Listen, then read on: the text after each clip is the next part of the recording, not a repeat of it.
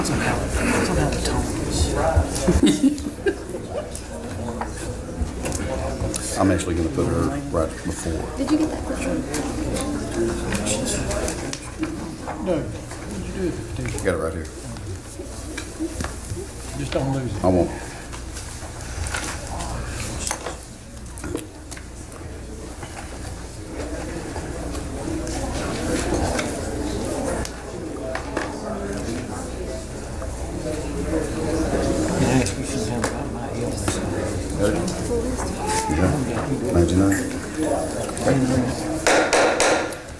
Good evening. I would like to call to order this meeting of the City Council this Monday, August the 4th, 2014. If you would please rise, and Fred Kinslow will lead us in prayer. I pledge allegiance to the flag of the United States of America and to the republic for which it stands, one nation, under God, indivisible, with liberty and justice for all. Precious Heavenly Father, we come to you thanking you for all the blessings of life. Father, we thank you for each person here tonight, and that you give us strength to be here. Thank you for loving us and caring for us, Father, when we're unloved. We just pray tonight that everything that's said and done here will be pleasing to thee, and it will be an orderly meeting, and everybody will be happy. And we know, Father, that you have a lot of good things for Greenwood. We just pray that everything that happens here in this town will be honored to you. Be with the leaders of our city and all over the next part, and taking care of Greenwood, which is a city of good place to live. Thank you, Lord. Forgive us what we've done. In Christ's name I pray. Amen. Amen. You may be seated.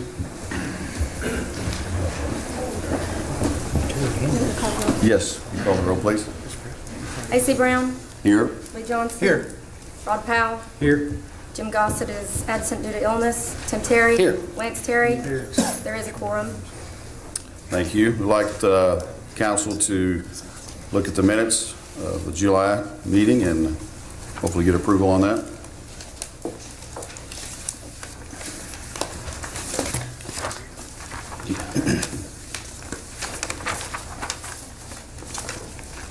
Make a motion to approve the minutes. Second. Motion made and seconded. Mr. Brown. Yes. Dr. Johnson. Yes. Mr. Powell. Yes. Tim Terry. Yes. Lance Terry. Yes.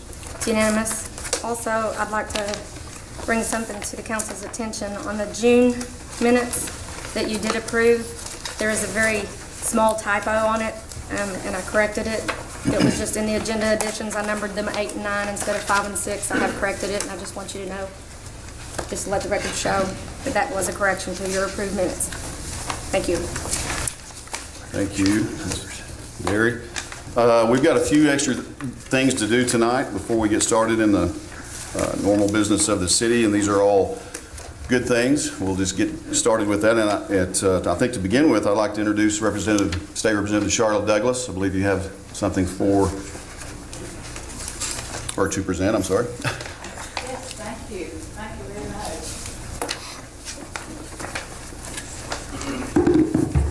A lot of amazing things happening in Greenwood these days. I have kept the presses hot with citations and awards, and that is a very good thing. It honors your community and speaks well of you. Tonight, there are 3 things I guess I'm involved in tonight. The first thing I'd like to do is I would like to honor the city of Greenwood as the most patriotic town in Arkansas. And I would like to read the citation and give it to, I guess, the mayor. And this is how the citation reads. To the city of Greenwood. Whereas the city of Greenwood, for attaining the title of the most patriotic town in Arkansas, is now recognized by the Honorable Charlotte Douglas, State Representative for District 75, for upholding the principles of strong character, good citizenship, and committed service to our nation. And whereas the City of Greenwood's Freedom Fest, which included delicious food, live music, activities for the children, and more than 50 vendors, in commemoration of the 4th of July represents the patriotic spirit of the city and provides an example to all citizens of the United States of America. And whereas the City of Greenwood hosted the Freedom Fest 5K run during the event with more than 200 participants, local artists along with other well-known musicians including Boom Kinetic, Bagger, Mr. Cabbagehead, did I say that right? Badger. Badger. That's okay. Oh, well, sorry. That's okay. I may not have gotten that right on here. Mr. Cabbagehead and the Screaming Radishes. Common Thread and Tin Spur entertained the throngs of fest-goers, and whereas the House of Representatives of the 89th General Assembly of the State of Arkansas takes great pride in recognizing the City of Greenwood for attaining the title of the most patriotic town in Arkansas, and joins fellow Arkansans in celebrating this outstanding achievement. Now therefore, pursuant to the motion of Representative Charlotte Douglas, the Arkansas House of Representatives directs that this citation be presented on this 4th day of August, 2014. And congratulations on a wonderful event that continues year after year.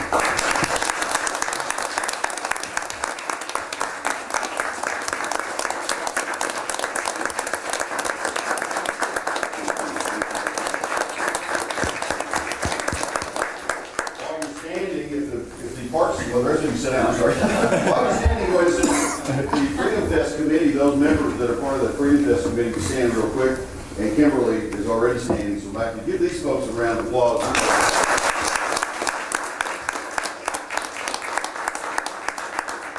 lot of hard work that goes into the Freedom Fest. Yes.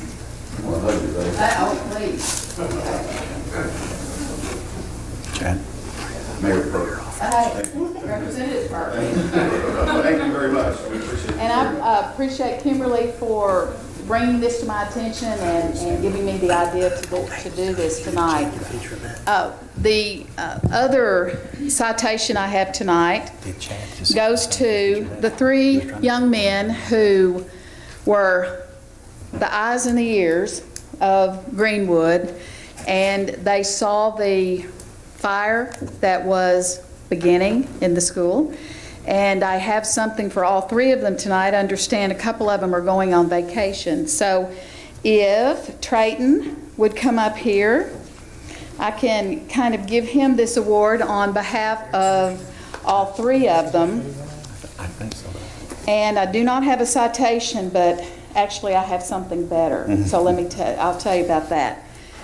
Trayton, I want to express my gratitude for the leadership you exhibited in calling in the fire you found. We need more kids like you who are watching and have the desire to protect those around them. Representative Charlotte Douglas. But that's not the good part. The good part is, I know that there was a reward for courage. There you go. Yes, there's a fund somewhere. That's right. So That's right. I have funded it. Awesome. And I would like to give you this gift certificate, and I have one for your buddies as well. So thank you so much.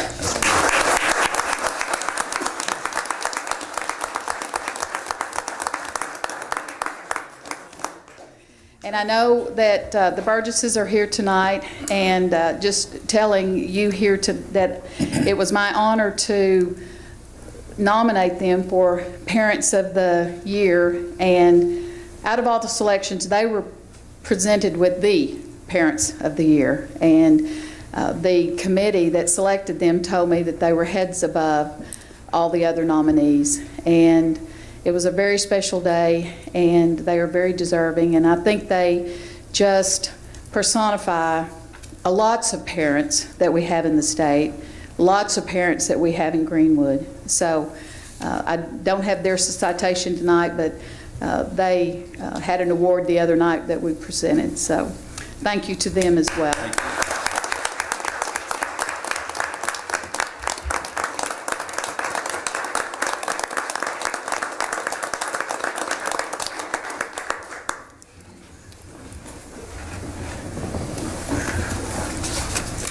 It's the mayor and state representative show tonight.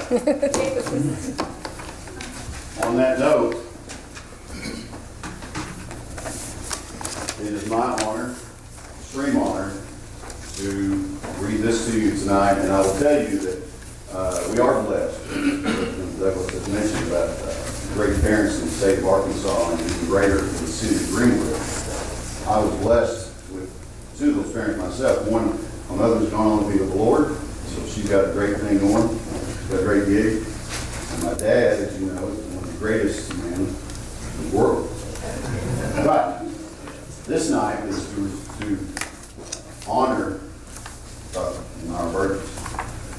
Proclamation on behalf of the people of Greenwood, the city of Greenwood, by his honor, the Mayor Doug Kinslow, to publicly recognize Dr. James and Myra Burgess. Whereas Dr. James and Myra Burgess are deeply respected longtime residents of Greenwood who have raised a family that have also become respected members of their hometown. And whereas Greenwood is honored to announce that Dr. James and Myra Burgess have been named 2014 Arkansas Parents of the Year by the National Parents Day Council of Arkansas.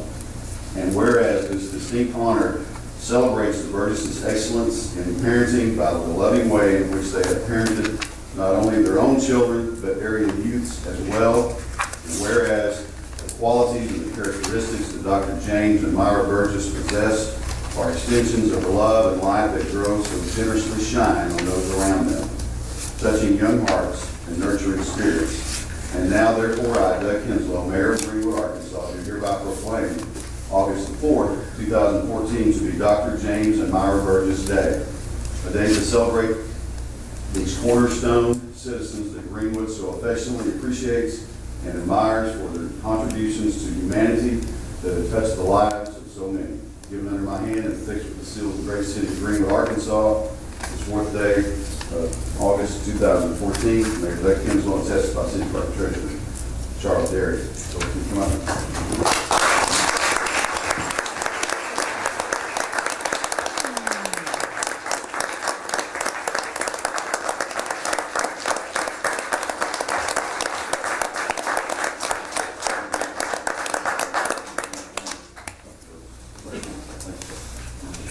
Dr. Burgess always reminds me of E.F. Hutton when he speaks, folks listen. So, these are fine folks. Thank you. Thank you. Appreciate it.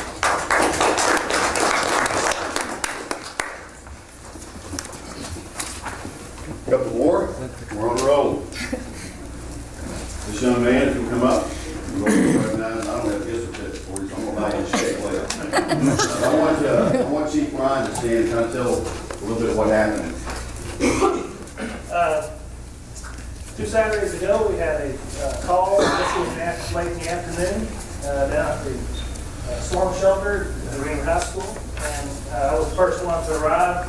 Actually, the police officers got there also. We went around to the backside, and he and 2 other boys on bicycles had seen a air conditioner on fire. It was on fire on the side of it. Thankfully, everything was on the outside of the building, but we were able to take a fire extinguisher and get that out very quickly. But in doing that, I always have to clear the space. And when we cleared the space, kids and adults and had firefighters in there, I turned around, everybody was gone. And so I wasn't able to tell them thank you, and they were already kids on bicycles, they take off. So there wasn't any way of catching them. So, but I really appreciate it, and the school definitely appreciates it, and the city appreciates it. And it was a great thing you did, and 911 is real easy to call, and you guys did exactly what you're supposed to do. City of Greenwood Certificate of Honor Youth Hero Award awarded to Trayton Dawson on July 26, 2014. A group of young men happened upon flames coming from air conditioning unit located at Greenwood High School storm shelter. Trayton Dawson happened to be one of the brave young men whose quick thinking kept a dangerous situation from turning into a disaster. For that, the City of Greenwood seeks to recognize his actions which serve to protect his community. The City of Greenwood offers its deepest appreciation to Trayton Dawson for being in the right place at the right time and for responding in an extraordinary way, proving you're never too young to be a hero. Trayton Dawson has earned this respected distinction as Youth Hero in Greenwood, Arkansas. This 4th day of August 2014, marked with the official seal of the City of Greenwood, signed by Doug Kinslow, Mayor. Thank you, sir.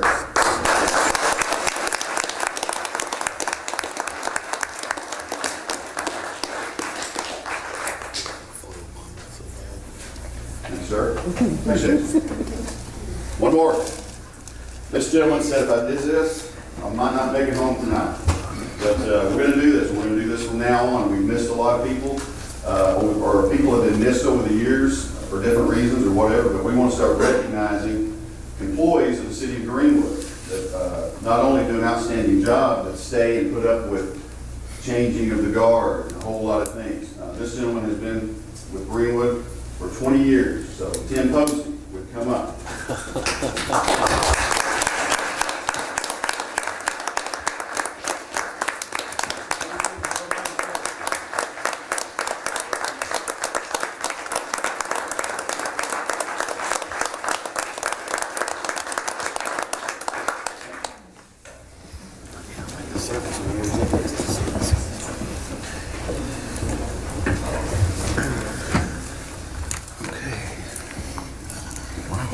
Mr. Mayor, make a motion we adjourn. Supper time.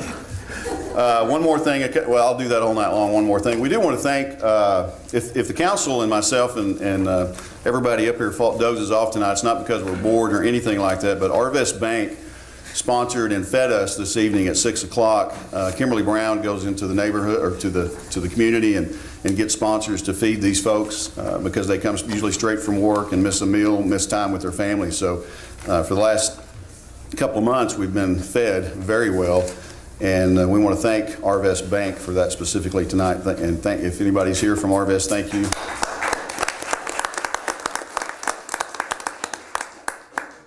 And we like coconut pie. Anyway, so we will move on into, I believe, bid openings. We have a, correct? So I believe, yes, sir. Jeremy Shores, I knew that. Mayor, Council, Mr. Hammy, Ms. Derry. It's going to be a hard act to follow.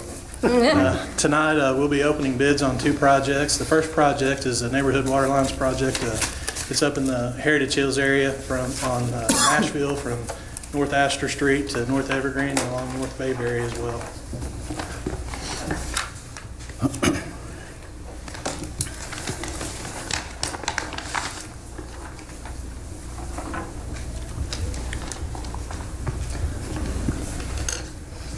The first bid is from Wimberley Construction. It's accompanied by a bid bond in the amount of 5% of the total bid.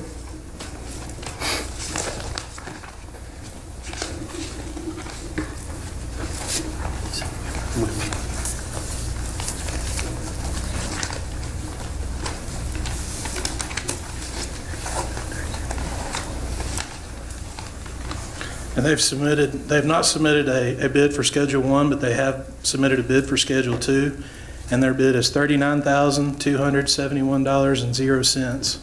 $39,271.00.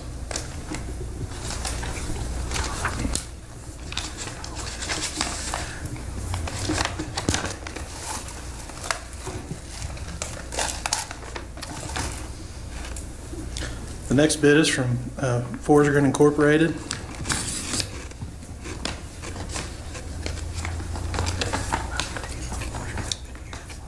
It's accompanied by a bid bond in the amount of 5% of the total bid.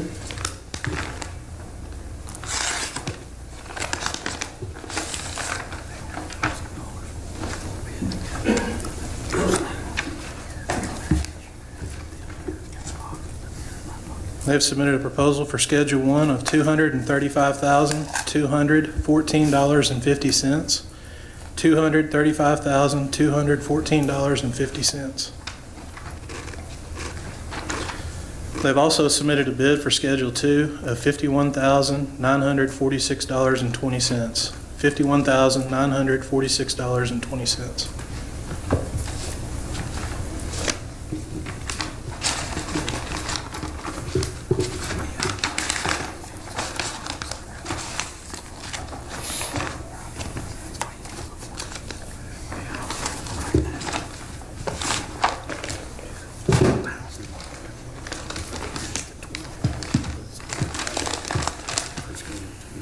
The third bid is from Crawford Construction.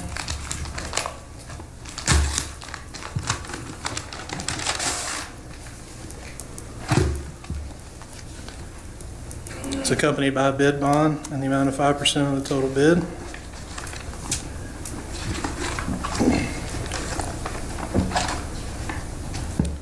They've submitted a Schedule 1 bid of $315,865.00. $315,865.00. They've also submitted a bid for Schedule 2 in the amount of $60,374.00. $60,374.00.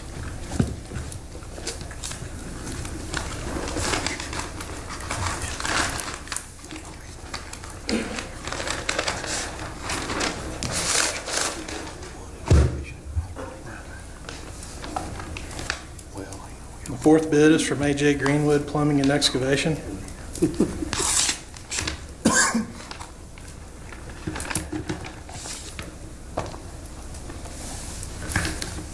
It's accompanied by a bid bond in the amount of 5% of the total bid.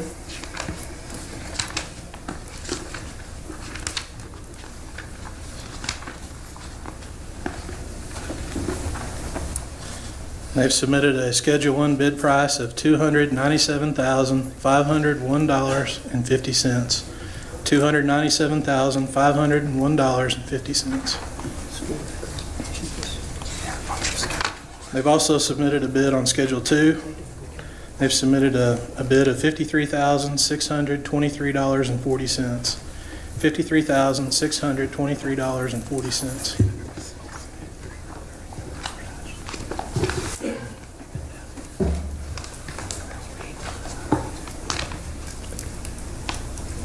The fifth bid is from Franklin Construction.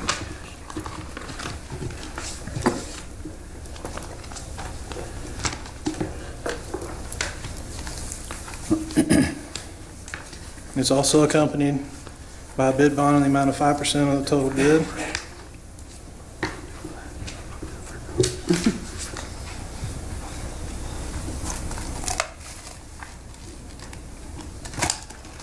They've submitted a bid on Schedule 1 of $179,933.50. $179,933.50. They've also submitted a bid on Schedule 2, and their bid is $39,250.00. $39,250.00.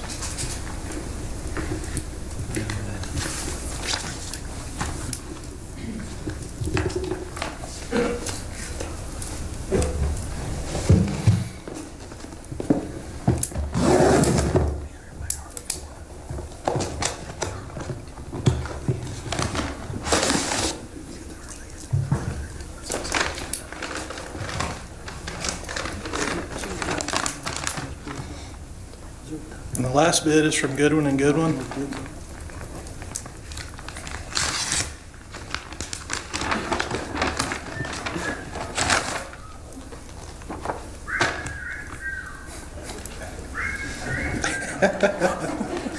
Makes me want to skip a ride.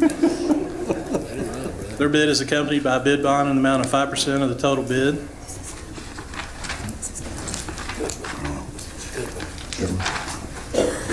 And they've submitted a total for their Schedule 1 bid price of $267,130.00.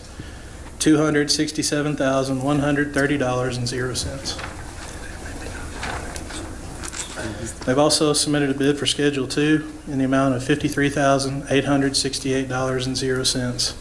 $53,868.00. And those are all of the bids that we received on the neighborhood water line project.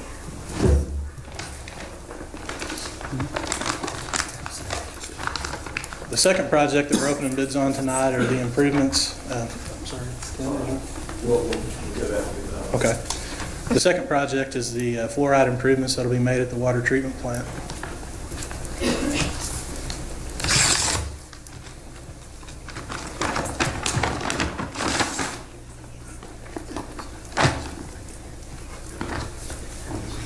Again, the bid is accompanied by a bid bond in the amount of 5% of the total bid. Who's this from? Crawford? It's from Goodwin and Goodwin. I'm Goodwin. sorry. They've submitted a total lump sum bid price of $123,800 $850.00. $123,850.00.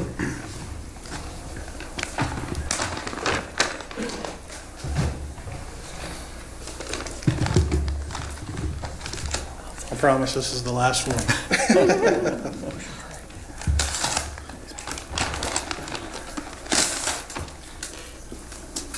The last bid is from Crawford Construction.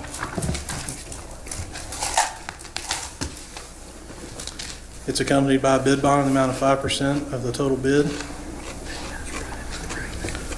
And they've submitted a bid price of $180,100 and $180,100.00. We will take these under advisement. We'll prepare a certified bid tabulation and provide a letter of recommendation to you guys as soon as we get that done, probably tomorrow. Thank you for the sheets. Yeah. Mike, do we need a motion to accept the apparent low bidder after? Yes. Okay, I'd like to ask for that now. So we don't have to come back. Do we need two motions, one for each thing? Or three? Yes. Because there's a Schedule 1, Schedule 2. I got a Oh, question. You can just bid on one part of this? Is that one just bid on? On the first project, we bid it as 2 schedules, and we can actually execute a contract with the low bidder on each schedule, either Schedule 1 or Schedule 2. It's the same. Low bidder's the same. We do that quite a bit when you have a water line project with a water storage tank or a lift station. It just seems like if you had one, you just want them doing it all. If they started something, then somebody else took off where it was. So I'm just curious. Can we not have a motion to accept the apparent lowest bidder on Schedule 1, Schedule 2, and the fluoride treatment? We need 3 separate. Is it all one project? Nope. Nope. All separate. I make a motion that we accept the apparent lowest bidder on Schedule 1 project. Second. Motion made and seconded. Mr. Brown? Yes. Dr. Johnson? Yes. Mr. Powell? Yes. Tim Terry? Yes. Lance Terry? Yes. Unanimous. Make a motion we accept the lowest bidder on, the apparent lowest bidder on Schedule 2. Second. Mr. Brown? Yes. Dr. Johnson? Yes. Mr. Powell? Yes. Tim Terry? Yes. Lance Terry? Yes. Unanimous. I make a motion we accept the apparent lowest bidder on the fluoride treatment. Second. Motion made and seconded. Mr. Brown? Yes. Dr. Johnson? Yes. Mr. Powell? Yes. Tim Terry? Yes. Lance Terry? Yes. Unanimous.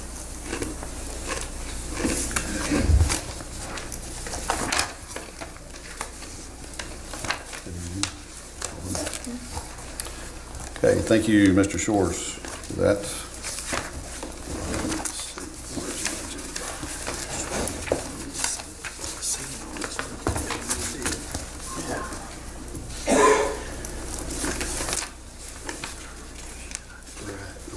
Okay, at this time, we will move right into, we'll do that now? You bet, come on up. Sorry, I didn't have an introduction. Not a problem, sir. Well, Mayor Kinslow, City Council in the City of Greenwood, members of the 188th, as we go out throughout the community, especially in uniform, we usually get recognized and say thank you for our service, and we appreciate that. But tonight what we want to do is appreciate what you guys do for us. So tonight, just to let you know a little bit about us, we're trying to set up and honor the cities that really help the 188th. And Greenwood has been by far the best for me because I happen to be from Greenwood. So I'm a little partial, but anyway, I did want to come down and really congratulate you guys on everything that you do to support the 188th. We, as members of the military, we go overseas and we have deployments and we do things. But it's not just our sacrifice, it's our families and our community that helps take care of our families while we're gone. So what we did as members, we went ahead and certain members of us, we bought these pictures that we had. For those that don't know, what we did with our aircraft is we actually painted city names on the sides of our aircraft from people that we had large numbers of members. and Greenwood happened to be one of them. We have a large number of the Greenwood population that works out at the 188. So we do appreciate that. So what we've done is we took one of the pictures in front of the hangar, and then we've had that framed for you guys. You guys, we've had over 60 years out at the 188th, and Greenwood's been a big supporter the entire time. And I haven't been out there that long, thankfully, but it may look like it, but I haven't. But we do appreciate everything that the community does for us. They take care of us. The community council that we have there that's helped us fight when we lost the F-16s, helped fight us get the A-10s. Well, now, most of you guys know in June, we lost the last 2 of our A-10s. So you're not going to hear the roar of engines overhead. You're not going to see our aircraft overhead, but be on guard because we are there. We are watching. We are taking it and doing things overseas that we really can't talk about, but things are going to be happening. We're going to go and transition into a new mission, so we're going to still need that support from you guys, and we do appreciate everything that you guys have done for us. And again, on behalf of the 188th wing, that we're called a wing, we're no longer a fighter wing, we would like to present this to you.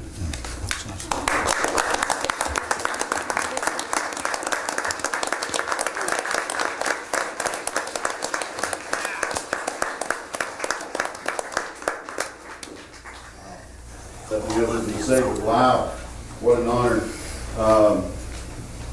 I'm lost for words. Thank you, ladies and gentlemen, for what you've done and what you continue to do for us. And I will personally miss the roar.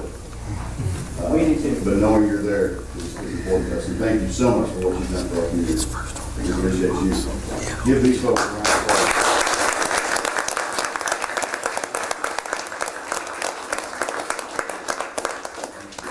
Thank you. We'll put this in place of honor. Thank you very much.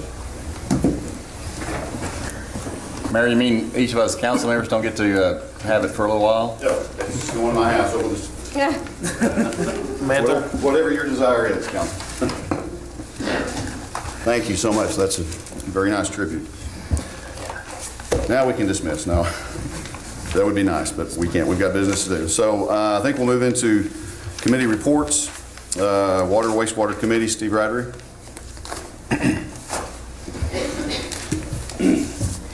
The Water Wastewater Committee has pretty much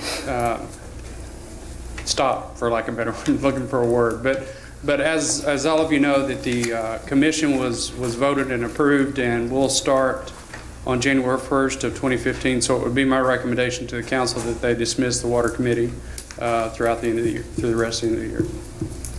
Y'all going to present a budget for next year, or live with what? The commission doesn't start till January 15th. If the budget is still active at that time and being finalized, we'll participate in that process. But I'm assuming the budget, Tim and Greg do an excellent job of putting the budget together. They'll have it ready, and that'll be a first item of business on January to go over that budget. But as far as working on the budget, we can't start till the 15th per the ordinance. So okay. There may be some, some participation, but it will not be official. We need a motion to dismiss the... Yeah, there was a motion put in place to start it, so we need a motion to dismiss. Make a motion to dismiss the Water Committee. Motion is made and seconded. Mr. Brown? Yes. Dr. Johnson? Yes. Mr. Powell? Yes. Tim Terry? Yes. Lance Terry? Yes. It's unanimous. Thank you. Thank you, Mr. Ryder. We want to thank the committee for their service and the hard work that they've done and will continue to do as a commission. So thank you. South Sebastian County Boys and Girls Club, Mr. Kenny Sunday.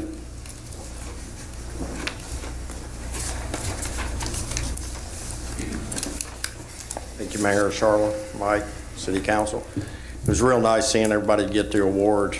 Ms. Brown, I know all she does, and Doc Burgess, he's actually a club kid. He started it all off in Trayton and everything, and seeing people around here. It's one reason 10 years ago we moved here. You know, people, I see Miss Walters here and everything that they have done. The month of July for us was pretty much gearing up for getting ready for school.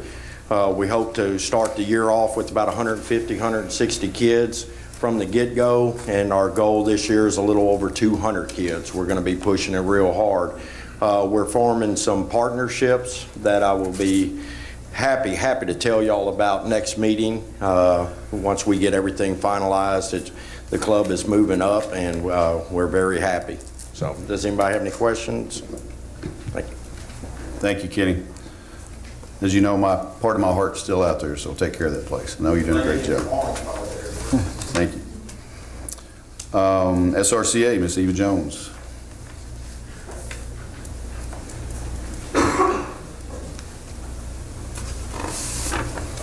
Mayor, Council, Charlotte, Mr. Hamby. We've had a very busy month, but we did serve 625 congregate meals this month, 1,285 home delivery, 625 in socialization, and 154 transportation. So numbers are getting back up there again. We were still a little shy from last year's at 58 fewer meals served, but I want y'all to know we deliver more meals in the Greenwood area than anybody else in the lower part of Sebastian County. I looked at Mansfield numbers and Hartford's numbers this month. Out of our 3,364 meals that we serve, they serve 1,600 and 1,800. So we serve a lot of people and we go a lot of area. We did over 2,500 miles in delivery. So we do a good thing. We had 26 people went to Lynn's house this month on our dinner out, and in lieu of it being football season and school starting and all that good stuff, we're going to have a competition on our tables this year on the 22nd. They're going to either pick their school colors that they had when they were in high school to decorate their tables, maybe multiple on tables because there's several people that sit at different tables, but they've already started working on it. And we're in our potluck, we're going to do, our theme is going to be like tailgating, and then we'll have our game night. So y'all are very much welcome to attend. And on the 22nd that morning, if Chief's not too busy, and I've recruited another person, and any of you are welcome to come, I would like for y'all to come look at our tables and give us your vote. In that way, if you're free, I know y'all are working and all that good stuff, but it would be good for them to see you, and it would also be good for you to see what's going on there. And that way we can judge table, and I can give a prize during lunch and all that good stuff. So think about it, put it on your calendars, and Chief, if you're free that morning, we would appreciate it. Y'all have any questions? There's not anybody decorating green and gold, are there? No Alma colors yet, but we do have a bulldog table started, and we've got a razorback table started, so we'll just have to see how it goes. Thank you very much. Appreciate what you do. Parks Commission, Mr. Goldstein. Mr. Mayor, Council, Mr. Hamby, Ms. Derry. Commission updated their Parks Director. We had a meeting on July 15, 2014, and the Commission updated the Parks Director job description. That was passed by a majority vote. The item of illegal parking up at the drive going up on the north side of the pavilion, we decided we were going to put up some park signs that this is no parking, loading zone only. Keep some of that traffic off that area. The commission met and gave Ms. Kimberly Brown approval to go before the A&P Commission for Freedom Fest 2015 for $30,000. The Bell Park Foundation reported that they have a little over $90,000 dedicated to the amphitheater seating. Ms. Bell has applied for a $150,000 grant from the GIF community grant. All transactions for the purpose of securing the Caboose property has been fulfilled and accomplished.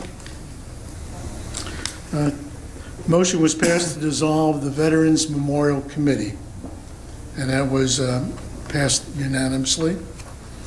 Curbing at the Veterans Memorial Park, we received the $6,000 from Senator Files, and we will proceed with the curbing for all the stones sitting temporarily on the ground.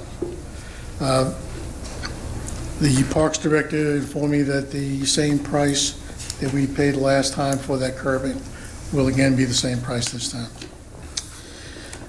There was a question had been risen about the Freedom Fest Committee falling under the Parks Commission. And basically, there's an ordinance number 1215 that was passed where the commission may establish advisory committees, and the commission, and it will include not only the Freedom Fest Committee, the board committee, and such other committees and teams necessary. And I guess my question is to the council, do you want to continue with that ordinance, or does the leave it to the council to oversee Freedom Fest and take over as the city council, take over as the general fund? So basically, the decision is, do we keep the ordinance as is, or anybody want to make any changes? I say we leave it like it is. Discussion? I think they're happy. Okay, thank you very much. Any questions? Thank you. Thank you, Mr. Goldstein. Appreciate it. Gary Grimes Consulting.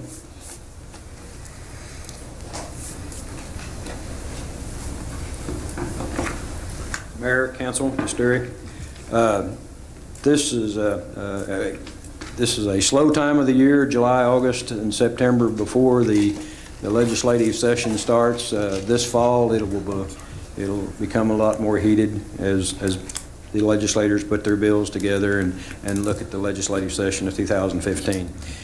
I will tell you that, and I discussed a little bit with the mayor today about, I think that Windrock International has some things that they offer through the years and some dollars that we might be able to take advantage of. I've got some information on it, and I'll be glad to share that with the rest of you anytime you would like. We'll look into those things and see what we can do, see if we can't find some dollars there. We've just about, I think, maybe got about all the dollars that we can out of our state representative, who I noticed had left it, and also our state senator. They've been gracious enough to, we got another $6,000 from Senator Files the other day, and we'll continue to try to have they to help us, but I think they've about ended up with depleting their funds for this year. And quickly, as I stood back here just now, I thought that two things. First of all, I'm standing back there, which means that the people of the city of Greenwood are here and care about the city of Greenwood. So that's a great thing. The other thing was that we've done a lot of positive things tonight, and those are good things. Those are the kind of things that help me when I go to the Capitol and talk to the legislature about Greenwood, Arkansas. So again, I think it's been a good night, and thank you all. Appreciate it. Any questions? Thank you. Thank you, Gary. Appreciate it. MAHG Police Station construction progress. Mr. Michael Lejeune. Thought he was here. He's coming. He's coming? There he is. Pause for effect, right? I was a little late arriving. Okay. Mayor, Council, Ms. Derry, Mr. Hamby. We have put the project out for bid. The bids are due to be turned in August 12th here at City Council Hall at 7 p.m. We also have a pre-construction meeting scheduled tomorrow at 10 o'clock. If any of y'all can be here, we'll meet in this room first, and then we'll go over to the job site and take a look at the project. But we've got right now, I think we have 4 GCs signed up, general contractors signed up to bid the project. There'll be some more come tomorrow and look at the project, and they'll probably make their decision tomorrow whether they actually want to bid or not. But so we could have anywhere between 4 and 8 bidders on the project. So looking forward to that. Hopefully we'll get good numbers in. As soon as we take bids, hopefully we can begin immediately with negotiating a contract with the parent low bidder. We'll check all their contractors, licensing and everything at the time of the bids. So we can move forward from that point on, hopefully pretty quick if everything comes in budget. And then also there's a financial report there as to where we are currently with the funding. But again, it's like I've reported the last few months until we actually get the bids on the project, and it's really when we'll hone that thing and finalize the numbers. Did you have any questions? When are y'all opening bids? The 12th. The 12th. In a public meeting? Yes, a special called meeting. Okay.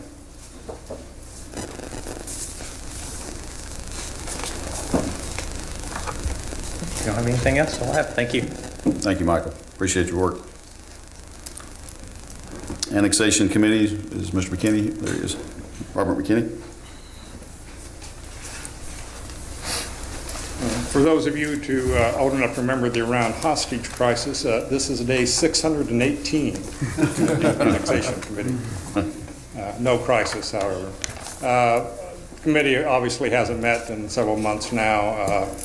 I would like to address, I understand Mr. Hamby is going to address some issues concerning how to proceed with the possible annexation.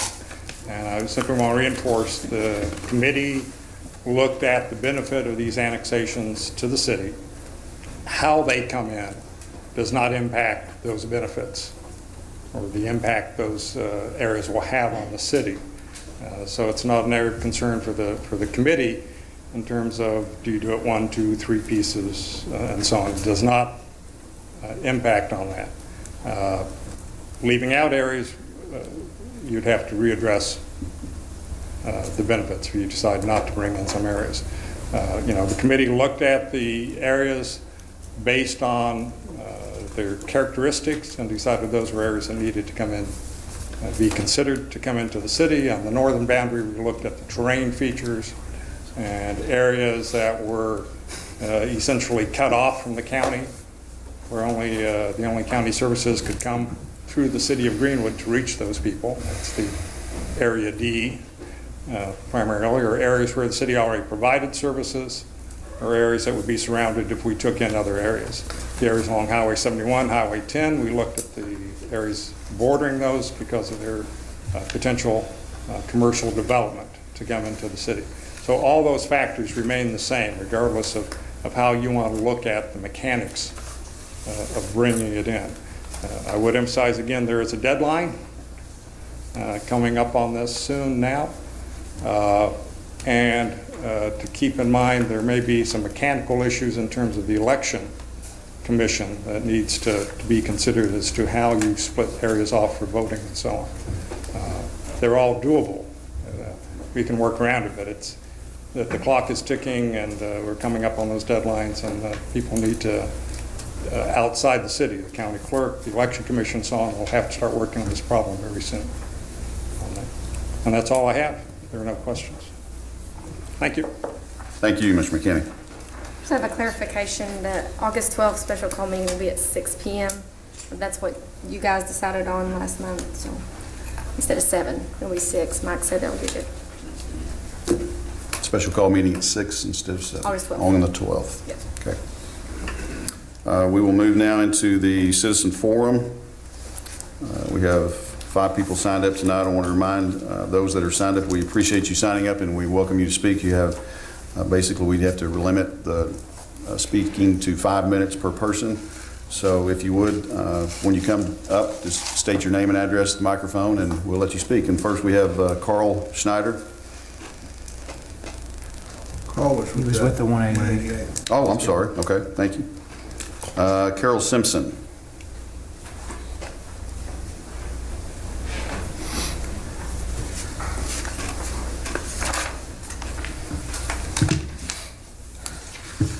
Speaking on behalf of the large majority of residents from the Shadow Lake community, we respectfully request that the City Council reconsider moving forward with the annexation ordinance. We feel that a forced annexation, even though going through the election process, is not the way to bring new areas into the city. We strongly feel that our taxes will significantly rise and the level of service that we receive from the city will be far less than we currently receive from the county. We greatly appreciate the emergency services provided to us when needed by the city police and fire departments. But since those services are currently provided to us as backup to the Sheriff's Department and Jenny Lind Fire Department, we don't see it as a new, improved benefit to us. What concerns us are the everyday services that would or would not be provided by the city. We strongly doubt that the same level of street maintenance services currently provided to us by the county will be provided by the city. Therefore, we would be paying more taxes but receiving less service. We strongly feel that the taxes and turnback money the city will receive through annexation will be inadequate to provide the required services to such a large area. We feel the current residents of Greenwood will suffer from the overburdening of the system. Thank you. Mr. Don Smith. further to say. I back what she said. Okay, thank you, sir. Dean Allison, You have to leave.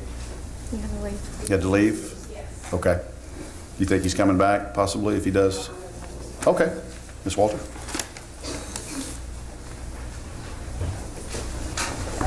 Mayor, Council, what some of the conversation there is about the loss of the income from the Jenny Lind Fire Department and the harm that it would do to the fire department if they could exist without the funding from the area. And then on my personal note, I have the utmost respect for Greenwood. As you all know, I've been a major supporter of everything to do with Greenwood, and my opposition to me being annexed into has nothing to do with my love for Greenwood. It has to do with property, and which is a whole different situation. So the thing with me is I'm a rural area, and I'm probably one of the largest areas in there with a large acreage. And my understanding is I haven't really been told why I'm in it other than the fact that it squares it off, and I don't think that's a good reason. And turnback funds, there's a whole thing of 2 people. I don't think that, makes a difference. The 71 corridor commercial property that they're talking about, a large part of my property along Highway 71 is a pond. And I don't think you can commercially develop where there's a large pond and a dam. And that would be very difficult. And then the other part along 71 is my residence. And it's on a high hill. So that kind of alleviates the commercial idea. So the only, I have no reason to understand. Plus, in looking at the ordinance 14-40-302 of annexation, and talking with Municipal League today, they do not, they're saying that, go by this. My property doesn't even go with any of the reasons for you to be able to annex my particular property. So I would ask for you to take an extra look at why my property is annexed into it, being its acreage, being its rural, it's not suburban. There's no commercial value, and I don't have any reason to really want to be. I already have James Fork water. You're not going to do water. I have a septic, so there's no sewer. I'm very happy with the Jenny Lind Fire Department. As a matter of fact, I'm on the board of the Jenny Lind Fire Department, so I'm very happy with them. And the Sheriff's Department, happy with the Sheriff's Department. Great group of guys, and they've been out a couple of times when my alarms have gone off. And so I'm very happy there. So there's nothing other than raising my taxes that's going to be accomplished by annexing my property. So I would like for you to take a second look at that. Thank you. Ms. Shannon Foster. Good evening, Mayor. Good evening. Council members, Ms. Derry and Mr. Hemby. I don't really have a speech. I have a question, and if you can't answer it right here tonight, that's fine if you want to get back to me. With such a large area platted to be annexed, my question is, has the council considered how they're going to reset the wards and essentially how that's going to affect the current council or the council that's voted in? And will that require another special election because it may impact several wards? So that's my first question. I don't know if Mike wants to. I have considered that, yes, and if the ordinance passes if the vote passes, then as soon as practical after that, we would have to pass an ordinance to place these newly annexed areas into wards, and that would be an issue we would have to consider at that time. So I personally have considered that. I can't speak for the council. And would that require a special election due to the magnitude of it? At this time, I would say that I don't have enough information. Okay. And then my other question, I guess, is I came to this first meeting because I own property in Shadow Lake. I don't live there, I live right outside the border. It was kind of a shock to me when I happened to glance at this map and saw that my actual home as part of A, I think, is being annexed as well. I think some others, like Ms. Walters, had the same little shock of that. And I guess my question here is, how are we getting the word out? I know there's supposed to be a list prepared of all the voters in all the annexed areas. And I certainly was never told anything, never saw anything. I don't think Shirley did as well. How are we getting the word out to these people? Is this map going to be printed in the newspaper? Or what is the council planning on doing about that? Mr. McKinney, you want to answer that? I think that's appropriate for your... 618 days of this process. The map, the very end of this map has been published on the front page of the Times Record at least twice, I think, and at least a couple other times on the internal pages coming in here. So we have relied upon the media to do this. There is no legal requirement to notify people that you are considering the area for annexation. Remind you that all the work of the Annexation Commission, all the work of the Plan Commission has been outside the requirements of the law. We have vastly exceeded what the law requires. The law requires that if you pass the annexation ordinance, we pass that information on to the county clerk. The county clerk identifies the residents, registered voters in that area, and sends them notifications of the upcoming election. There is no requirement that anyone be notified during the process of study and analysis. But we have gone far beyond that in terms of media coverage, TV. I don't know how many TV reports there have been, different media sources on this. I guess Shirley and I... It's been out through the public media since the very first meeting in March of 2013. Well, I think Shirley and I are both pretty well read and read the newspaper and watch television. And like I said, it was a shock when I walked in here. I think it was a shock to her. And I just question how many others it would be a shock to. My last point would be there are some places where I think based on the annexation, they only plan to get like the first 100 feet or 100 yards of somebody's property. And specifically, the road frontage on 71. And some of these plats are actually, I'll give an example, on 71, that building where it says estate sale, where they've been selling that right before the Sunshine Liquor. He owns the property all the way up to the trailers on top. They apparently, in the annexation, you're just wanting the front part of his property, which would then essentially divide his tract into two, part being in the county and part being in the city.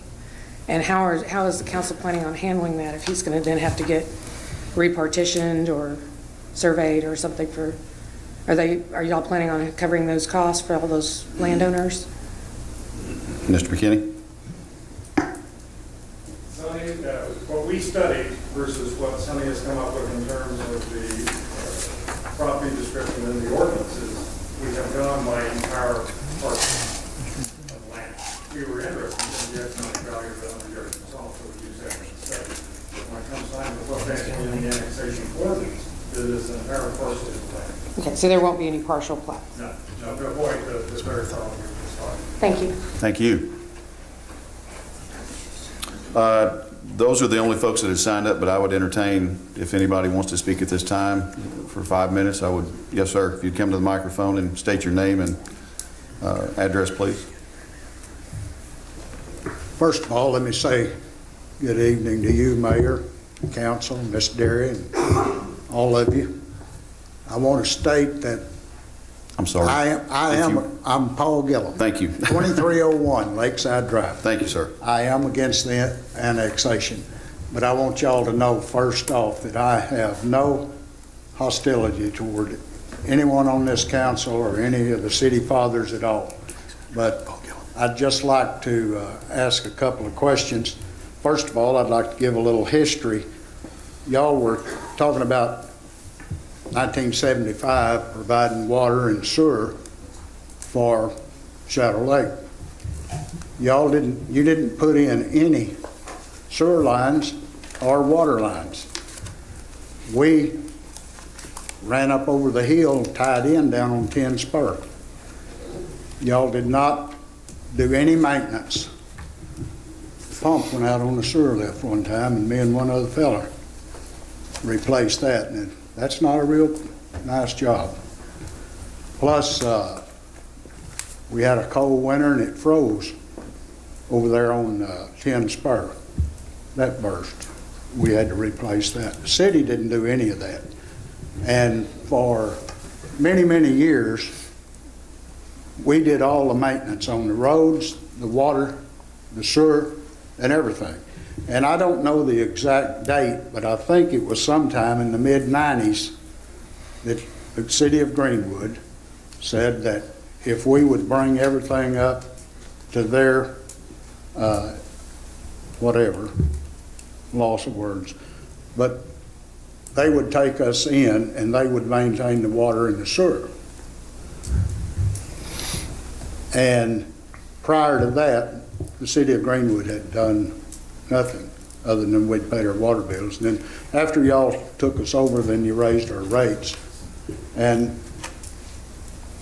everybody that I talked to outside of the community over there, they, just like the fire chief said to me a while ago, I just can't imagine anybody living over there wouldn't be for the annexation. Fire protection, police. Well, we've got fire protection, as Ms. Walters stated. Been very happy with them.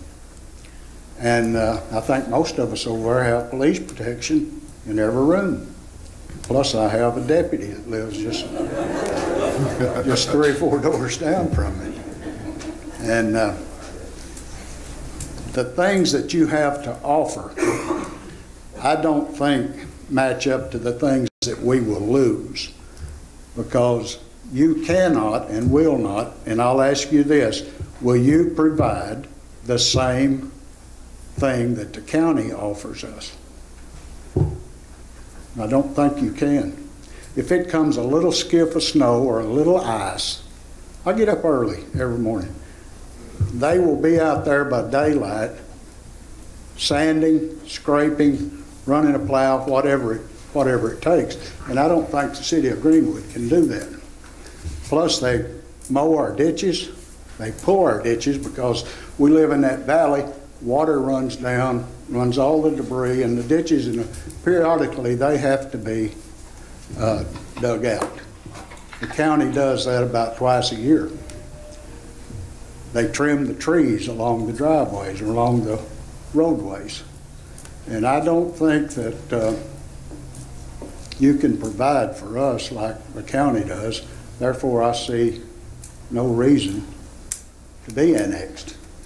And I lose, you haven't thought of this, but every one of us out there that has dogs will have to build a fence or a kennel or keep them up somewhere or another.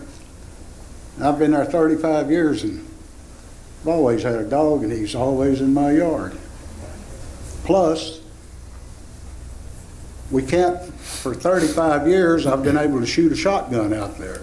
If we had a skunk come out in the daytime, everybody here knows a skunk, if you see him in the daytime, he's probably not right.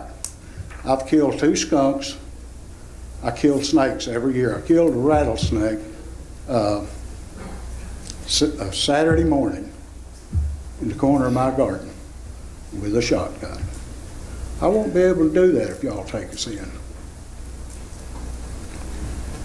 Anybody got any comments on that? Any argument? Any questions? I see you're smiling, Mayor. No, not a smile. I'm just trying to be pleasant. I have no answers for you. You make good points. You make good points. Well, I just appreciate any consideration that y'all can give this, and I do know why you want to do it, but I don't think it should. Of course, it's always the expense of the residents that you're annexing, but this is the first time I've been here, and I just wanted to present this to y'all, and I appreciate you. Thank you, sir. Thank you. Appreciate you.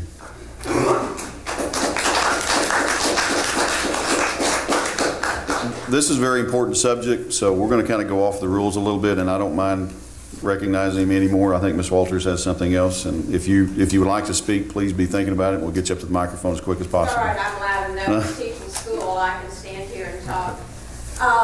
But when Shannon was talking about, did we get notified or did we recognize from the newspaper?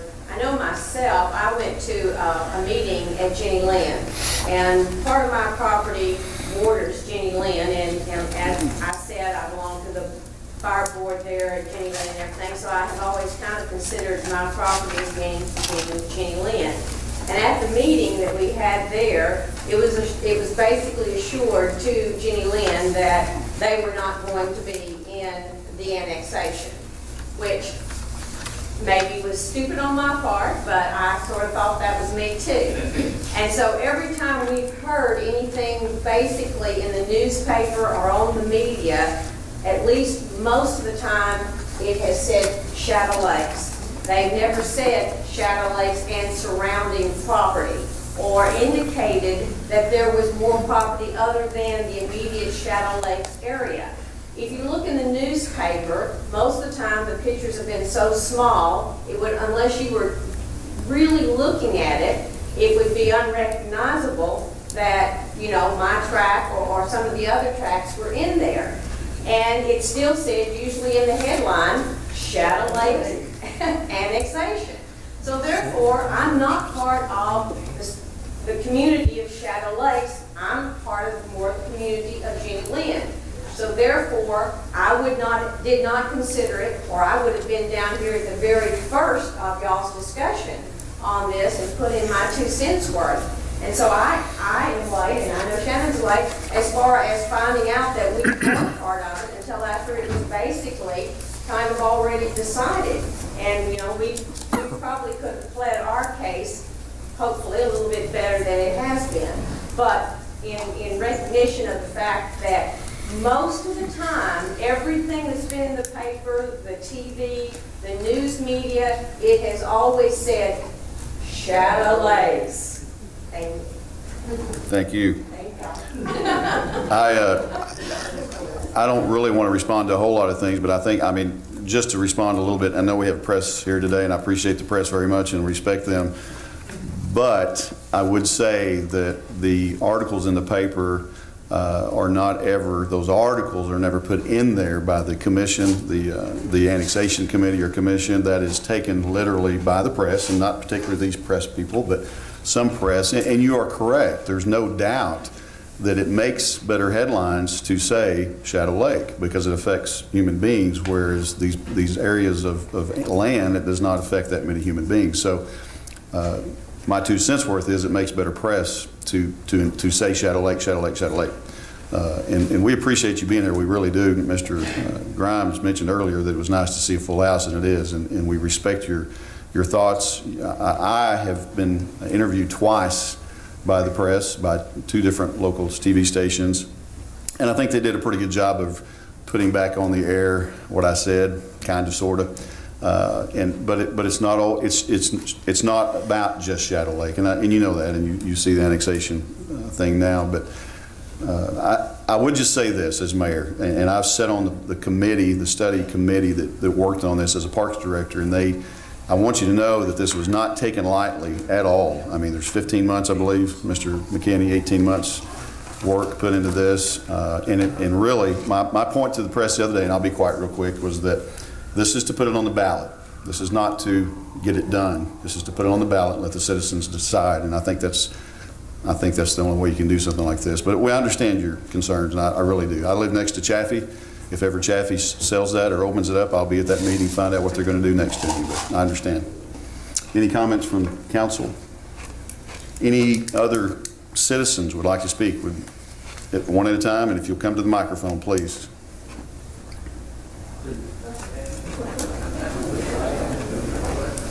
I will say, and we'll stay as long as we need to. I mean, we'll have to cut off at some time, but I do want to hear from as many as we can. Yes, sir. Your name? I'm Don Smith, yes, sir. And I am here representing Shadow Lake Group. I noted in the last minutes of the meeting that Mr. Hamby had made contact with the Municipal League, and he said that they, meaning the Municipal League, would be the ones to defend any ultimate litigation that might come from this. Why? why are they going to be defending the municipal league? We participate in the municipal league defense fund, and I can't tell you for sure that they would defend it, because like any insurance policy, they have exclusions, and this could be an excluded coverage. But the municipal league is a huge wealth of information that is provided to us, made available to us, and they, matter of fact, they supply sample annexation ordinances, which they have gathered and researched information over the state, and that is why I always try to include them in any consideration of annexation issues that we have, as well as other issues. The second question that I have, and I addressed this with you before the meeting started, I noticed that the ordinance that now exists has for the first time contained legal descriptions, and it's my understanding that at the first and the second readings there were no legal descriptions, that they were to be supplied at a later date, which may account for the fact that Ms. Walters and Shannon and the rest of these people weren't sure about what you were actually doing insofar as trying to annex this property. There was not particular specific legal descriptions. However, the plat has been the same plat all along, based upon the recommendations, and it clearly shows the tracks that are laid out in that area. We were waiting for the engineer to provide us with the legal descriptions of the area that had been depicted on the plats. And as I understand it, the first time they provided those legal descriptions, they were incorrect. They provided it to them about a month ago, and I received a contact advising that they had discovered that the descriptions were not accurate, and then I was provided with the accurate descriptions about a week ago. And did you then compare those inaccurate descriptions to what you've been putting up on these maps to demonstrate to the people just exactly what you intended to annex? The plats did not change, just the legals. Thank you, sir.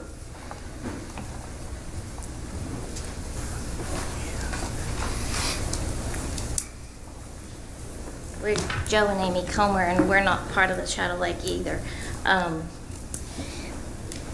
Being on the news about Shadow Lake, something today told me maybe you ought to go and check and make sure your property's not included, because at one time I had heard it was by family that lives next door to us. They have since quit worrying about it, because I see their little area on this map has been taken out. It's maybe 10 acres. It has 4 homes on it. And a business. And a business. And you know, if we're going to be annexed, we need to do it fairly. And this business would bring in sales tax for one. But what I find suspicious is there's 2 family members that work for the city that does not want to be annexed. And I just find that a little bit fishy. But like I said, they have a business. It would bring in not only the taxes on real estate, but sales tax also. Where are you talking about, so I'll know for sure? On Adamson Creek Way. We're right in the middle of Highway 10 and Intershore. Right down here on the edge. Okay. You talking about down there, right down there? That's a small one. What are you talking about? That little section there? Okay. You got 32 acres right there. Yeah, I got you. I got you. All right. All right, got it. Thanks. You keep that, John. And I hate to sound like a broken record. I know Ms. Walters and Ms. Foster didn't see it in the paper. I work at the funeral home, so I look at the paper every day, you know, looking for obituaries. We heard about it today. And I was asked when I came down here, well, how come you're just now here on the 3rd reading? We didn't know about it. He said, well, I said, has anything been mailed out? No, we don't do that till after it's done. Well, that's not fair. You don't notify people after it's already been done. You know, about 10, 15 years ago, we started looking at property around Greenwood for a place to live. And we chose this. It's actually, we bought it from Joe's uncle. We chose it because it's outside of the city limits. Joe has a business there. It will affect his business, just like someone else mentioned, even animals. You know, we chose outside the city limits for a reason. You know, we love Greenwood. Joe's family's been here since after the Civil War. We have nothing up against Greenwood. We love Greenwood. But we chose to be outside the city limits. It's not right for the voters to vote on my property. You know, that's what we chose. You know, my son's 16, he likes shooting guns. There's going to be all kinds of ordinance, I'm sure, about guns and rifles, shooting them in the city limits. You know, I'm a trap coach. We have kids that come and shoot trap at our house. You know, how come y'all want our land? We're right in the middle of nowhere. I mean, I don't quite understand this. I was told today it's because they took property that adjoins Highway 10. Our property don't even touch Highway 10. We're 1,000 foot or so off Highway 10. We're right in the middle of Hendricks and 10. I don't understand why you want our property and not the neighbors. That's kind of weird. You know, if we're going to do this, let's be fair and get everybody's, you know, in that area. It's not fair that maybe 10 little acres was taken out of that. And like I said, 2 of the people are city employees. I don't mean to point fingers and say something fishy's going on, but... Just not right. But there would be tax money from a business. I mean, they work on cars, they have a wrecker service. You know, every day taxes are brought in out there. Y'all kind of look at this a little bit if you would, we'd appreciate it. It's just not fair to people to do this.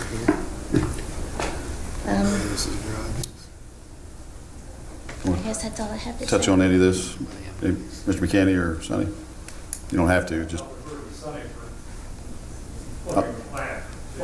Like here this morning, we went by the plat, and that would be along the Highway 10 corridor that we're trying to connect to. But we're 1,000 foot off Highway 10. But there's questions on the fact that we weren't taking in certain parcels because there's employees, families that live there. There's also parcels that we're taking in that employees do live on. So but these employees are against it also. Okay. Thank you. Because they're the ones who first told us about this. And in fact, there's, I think 4 or 5 other families that just found out because I notified them today, and they're against it also. Thank you, ma'am. Appreciate it. We'll do one more if anybody has anybody else would like to speak. We'll allow one more. Okay. Thank you. Agenda. One more. I think I want to add something. I'm going to sign myself up real quick as a citizen and the mayor. Would like for the council to consider, there was some discussion last month about volunteers serving on so many commissions or so many committees, and I don't remember, to be honest with you, if we, I know we talked about it, discussed it, I'd like to not necessarily bring it back up tonight for discussion, but for you to rethink that. I've just been approached by a few citizens that volunteer, and I know the intent is not to keep anybody from volunteering. The intent is to keep people from kind of overloading themselves with commitment and getting too many irons in the fire, if you will, and maybe allowing some other citizens to step up to the plate. But it's hard for me to think about turning somebody away that wants to volunteer and has the time to do it. So I'm just throwing that out there as a thought process for you, and you can get back and talk about it later if you'd like. Thank you. You want to add that as point 4? I'm sorry? You want to add that as point 4 Sure. on this agenda? That'd be great.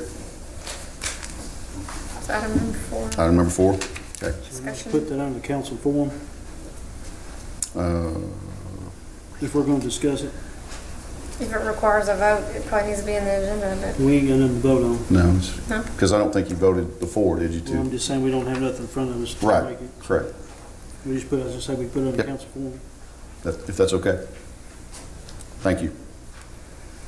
Okay, agenda additions tonight. Chief Brian. Sorry. Add to the agenda a resolution amending 2014 budget to allocate funds from the fireworks stand permits. That's in front of you. Okay, that's item number 5, is that correct? Number 4, sorry.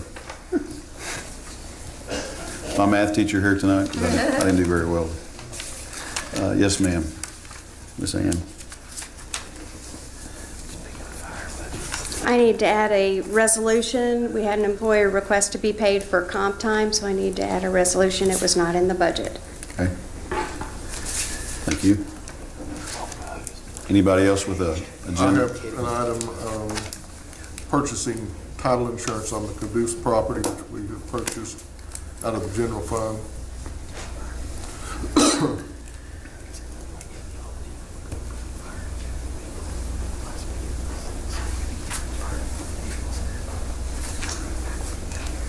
Okay.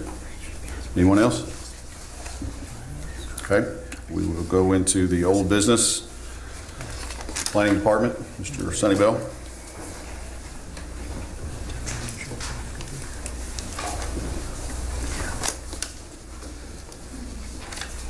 Mayor, Council, Ms. Derry.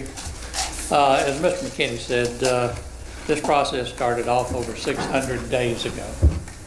The Annexation Committee studied this annexation for 6 months.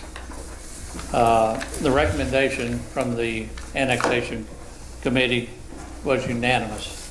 This included a representative from Shadow Lake and Bean Ridge. All department heads agreed on it, and they did this because it was good for Greenwood. The Planning Commission studied it for 3 months and voted to send it to the council unanimously because it was good for Greenwood. The council has had this for 3 months, and I'm here tonight to ask for the third and final reading so that we can proceed on with this annexation because it's good for Greenwood. That's what I'm here in front of you tonight, is for the third and final reading of this ordinance so that we can proceed and not run up against the time restraints that you know that we have.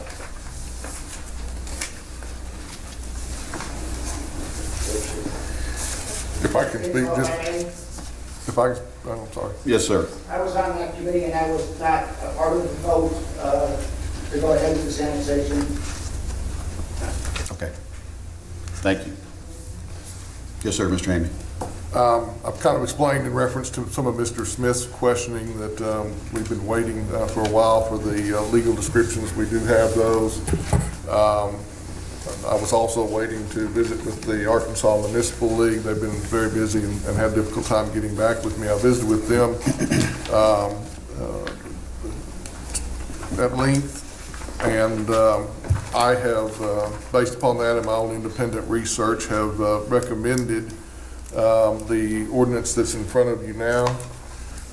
It's basically the same as the what the Planning Commission had recommended to you, with the exception of I omitted Tract D, and it's my recommendation that we take Tract E and Tract F by ordinance annexation, since they are in fact islands. I have received a lot of questions as to, is this going to complicate things for the election committee? Are there going to be more than one ballot, so forth?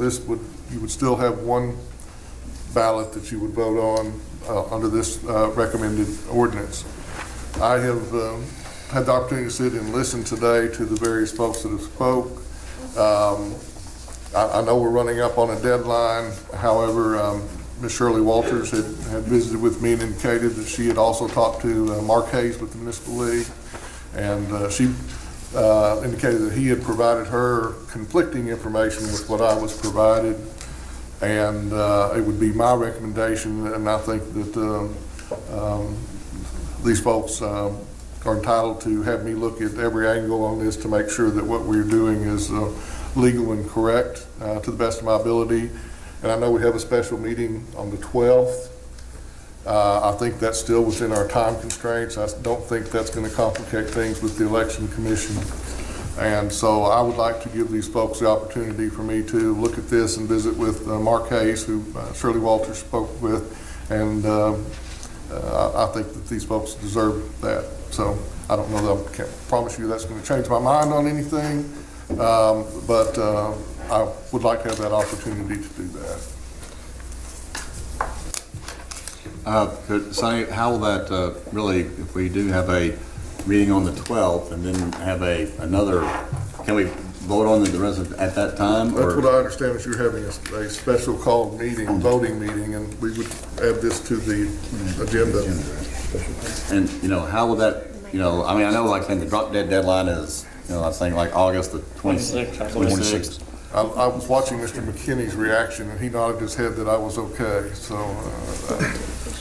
he knows those deadlines backwards and forwards. If you look at the tracks, Track B is the Shadow Lake track, and I understand everybody's concerns from Shadow Lake. We've had the opportunity to hear from them at every reading.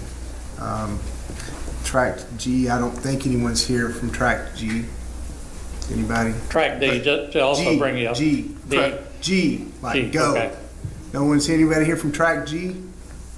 I think it's Track A and Track H. I agree. Are the ones that I need to look at. And this is the first opportunity the council's had to hear from folks with those concerns.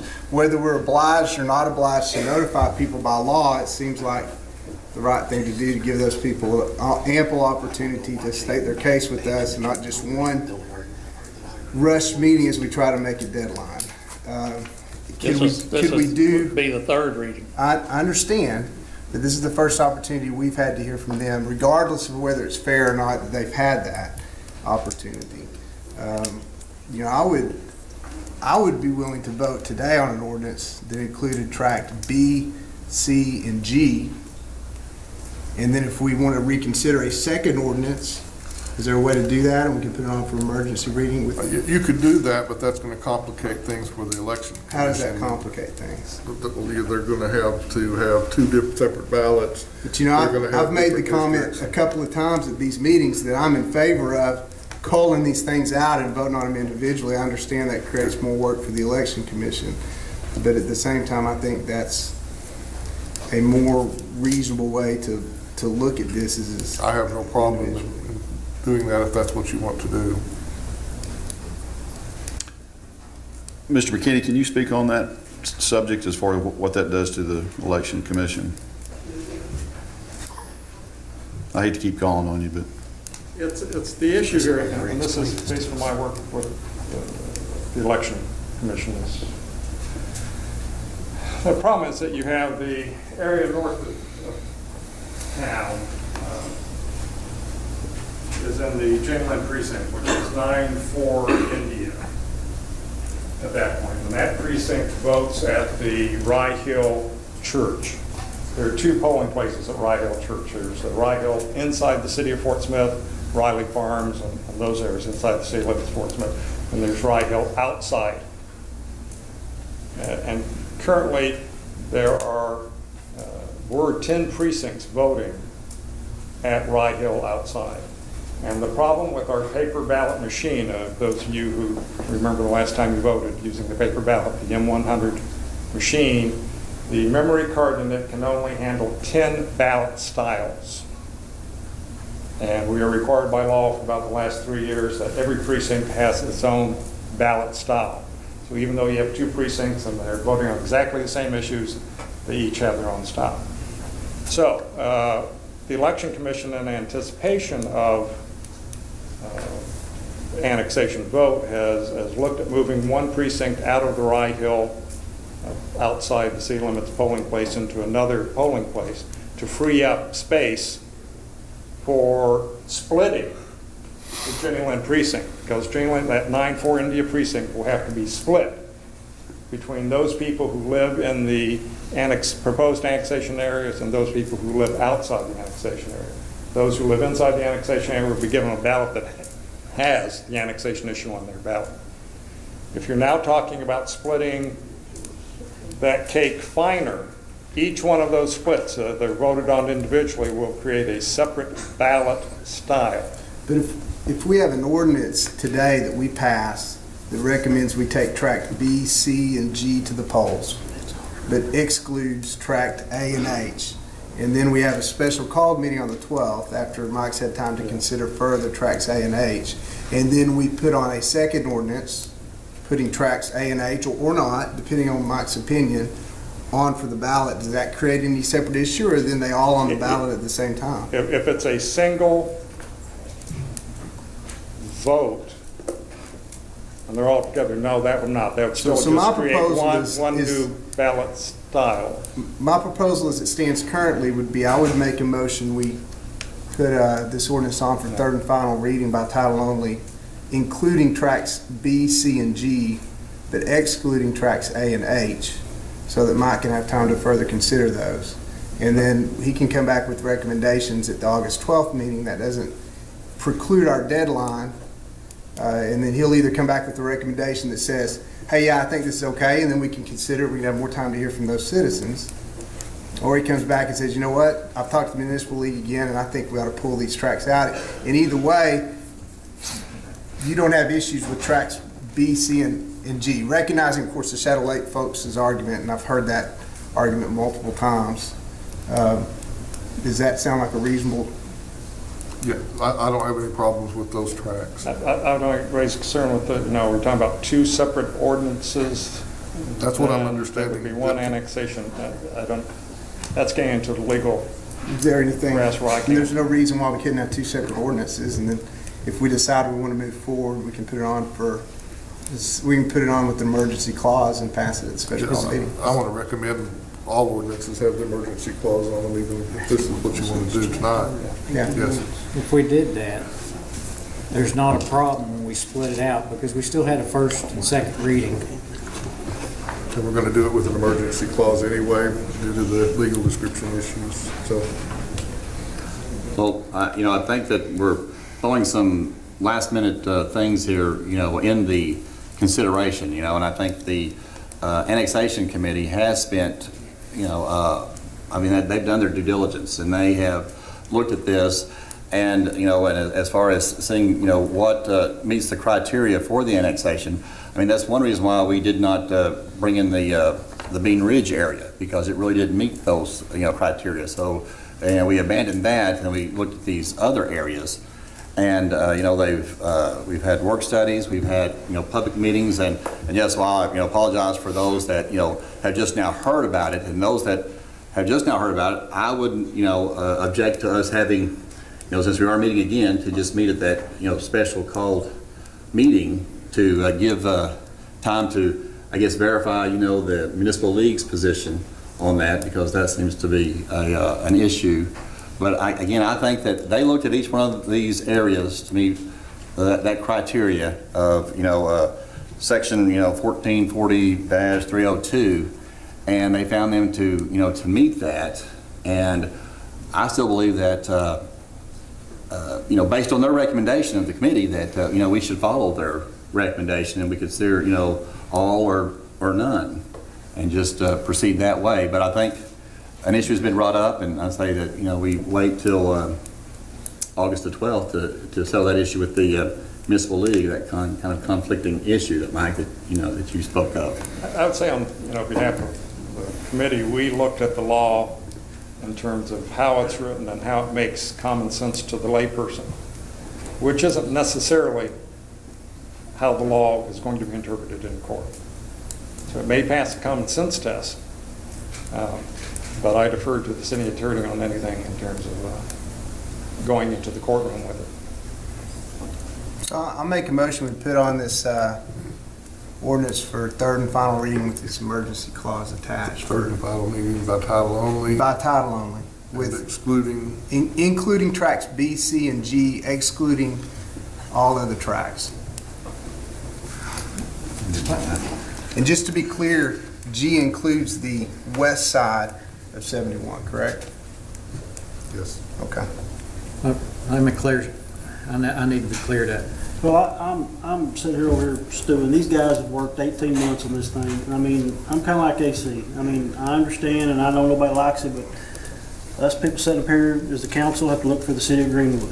And it's either, for me, it's either all or none. Because if we have to wait till the next special meeting to do it, we've had this in front of us for I don't know how long. It's bounced back and forth, and Mike's looked at it. We've talked to the municipal league. This and that and all this stuff, and then right here at the 11th hour, 59 seconds, we got all these problems mysteriously. Before everything was, man, this looks good, let's move on, let's do what we're supposed to do. I know these people, out of this whole thing that I've listened to tonight, Joe and Amy had in my book, is because that's kind of news to me a little bit, you know what I'm saying? But I'm not going to backtrack from it because these guys have been up here first of the month, every month for dang near 2 years. And I mean, there's nothing changed, but all of a sudden, I hear say, this last witching hour where everything's kind of gotten heated, and you know, I can't help that we have to grow. If Greenwood if we don't grow, we might as well just pull up stakes and be done with it. Because before long, you're going to get off at 10 Spurwell 71 just going to say, welcome to Fort Smith. And so, I mean, it's going to happen, guys. So start picking and choosing what we're going to do. I mean, there's a lawsuit every day. I understand that. I mean, and I'm not saying that we're not beyond getting whatever, but for me as a councilman and for the city of Greenwood, either we do the whole shooting match or none of it, because we've worked too hard at this to get it where it's at. Mr. McKinney and that committee has, I mean, been through hoops. They've took the butt chewings, they've took it all, they've took it on the head, the nose, and it's our responsibility. And we have this thing we've always set up here that we always back our committees if the committee recommends it, because I mean, you're not talking about a bunch of idiots on that committee. I mean, there's a lot of good people on that committee, and so backing up from it now, it's happened in the past when we've done that other annexation. Now we're having to worry about Valley Loop because of the stuff. We didn't want to take them in. So I'm just telling you from my standpoint, it's either all of it or none of it. Well, I think the reason I'm backing up some is because of Mike's concerns more than the people's concerns. I mean, the opening comment here was that he wanted to have more time to look at the issues that people have in A&H. I'm happy to give you that time. I'm saying that I'm prepared to commit today, now, in favor of what the annexation committee's recommended on the 3 tracks that no one has issued, or that the city attorney doesn't have issues on.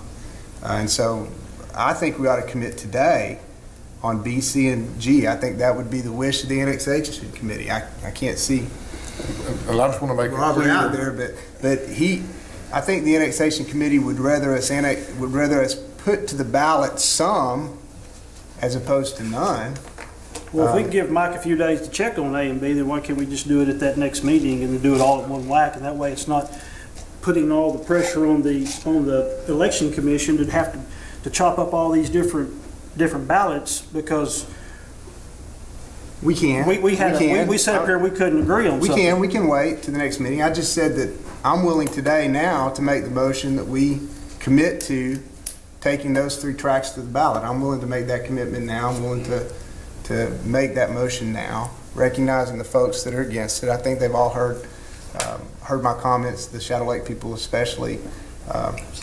You know, I understand their views and respect those. So I'm willing to make that commitment now. If that's not the wish of the council, then we can wait and we can do it on the 12th. Sorry, if I may, I know it's a council meeting, it's your meeting. I would like to suggest or bring to the table that we have not just wait till the 12th. I don't know how long Mike would need to talk to the municipal league to get his information. But I think a study session is in order, and I know you hate that word and that term, but whether it's tomorrow night or something, or as quick as Mike could get some information and come back, and that's an open meeting, of course. But I think that's in order to do whatever it is you want to do. I mean, that's just my 2 cents on. I don't know that I need a study session. I mean, if you guys do, that's fine. I'd rather have a voting meeting. Well, I'm talking about before the 12th. The 12th would be the voting meeting. There's no doubt about it. We've already got it scheduled, but to me, it makes sense to get together and. I feel like the issues are mainly legal issues that Mike needs to address, and I trust his ability to look into those and make solid recommendations for us as a community. And I wanted to point out that I think that Mr. McKinney and I are on the same page. The annexation committee did a wonderful job. They went above and beyond. I commend them. And I certainly don't mean to step on any toes or say they've done anything wrong or inappropriate by removing some of these things, but that's my recommendation based upon my legal opinion. And I think that Mr. McKinney understands where I'm coming from, and so we're not at odds. I don't believe, and it sounded like maybe some folks thought we were, but I don't think we are. But I do think that having some time to follow up on these other issues and just do it all at one time would be the better course. But well, I see that, you know, if we go with Dr. Johnson's, you know, motion, it's B, C, and G. Well, to me, you know, the Shadow Lake folks have already said that they could possibly bring, you know, litigation already. So to me, you already have a potential lawsuit pending. And I think in the June meeting, if I'm not mistaken, it said that Rod said, you know, asked, you know, do, you know, annexations, are there, you know, litigation, you know, challenges with annexations, and that, Mike, you know, you said that there were, and that how many of them were overturned by when there were the vote of the people, and you said that that was very rare. And so I'm thinking that if we bring in Shadow Lake, we're already going to be confronted with a litigation, so we're not going to avoid litigation. So I think in that light, we might as well go ahead and vote on them all, you know, tonight. what I'm saying is that if you have one of these tracts that are stricken down, the whole annexation fails. Then that's my concern, as I'm going through looking at the tracts, looking at the law, considering the legal factors that are being considered. And I've reviewed every case in the state of Arkansas on annexations, and that's where I came up with my opinion at, was based upon all of that information. Okay, we have a motion on the floor.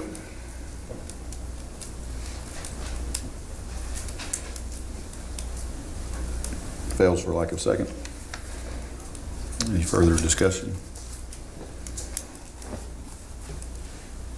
I make the motion that we adopt the motion as it was presented, you know, the original motion, the one that's presented in the packet, you know, for its third and final reading. Including D, E, and F? Including D, E, and F, as it was presented by the Annexation Committee. Well, now, the original one also included the tracts, the part of Tract H that Comer was complaining about also, that's been removed since then. That's the only problem I have, as I've sat here and soaked it all in tonight, is I don't understand how that tract was changed or why. And then, as they so eloquently pointed out, the city employees' land is involved out there. That looks extremely dirty to me. So I'm just wondering why that was changed. If you or Richard or somebody want to talk about that, I have no idea. Tim, I just went along the bottom of the Highway 10 corridor and started where we have a blank spot right here. And I tried to run to the bottom of the parcel all the way out to 10, and then 10, of course, has the Church of Christ down to an area there.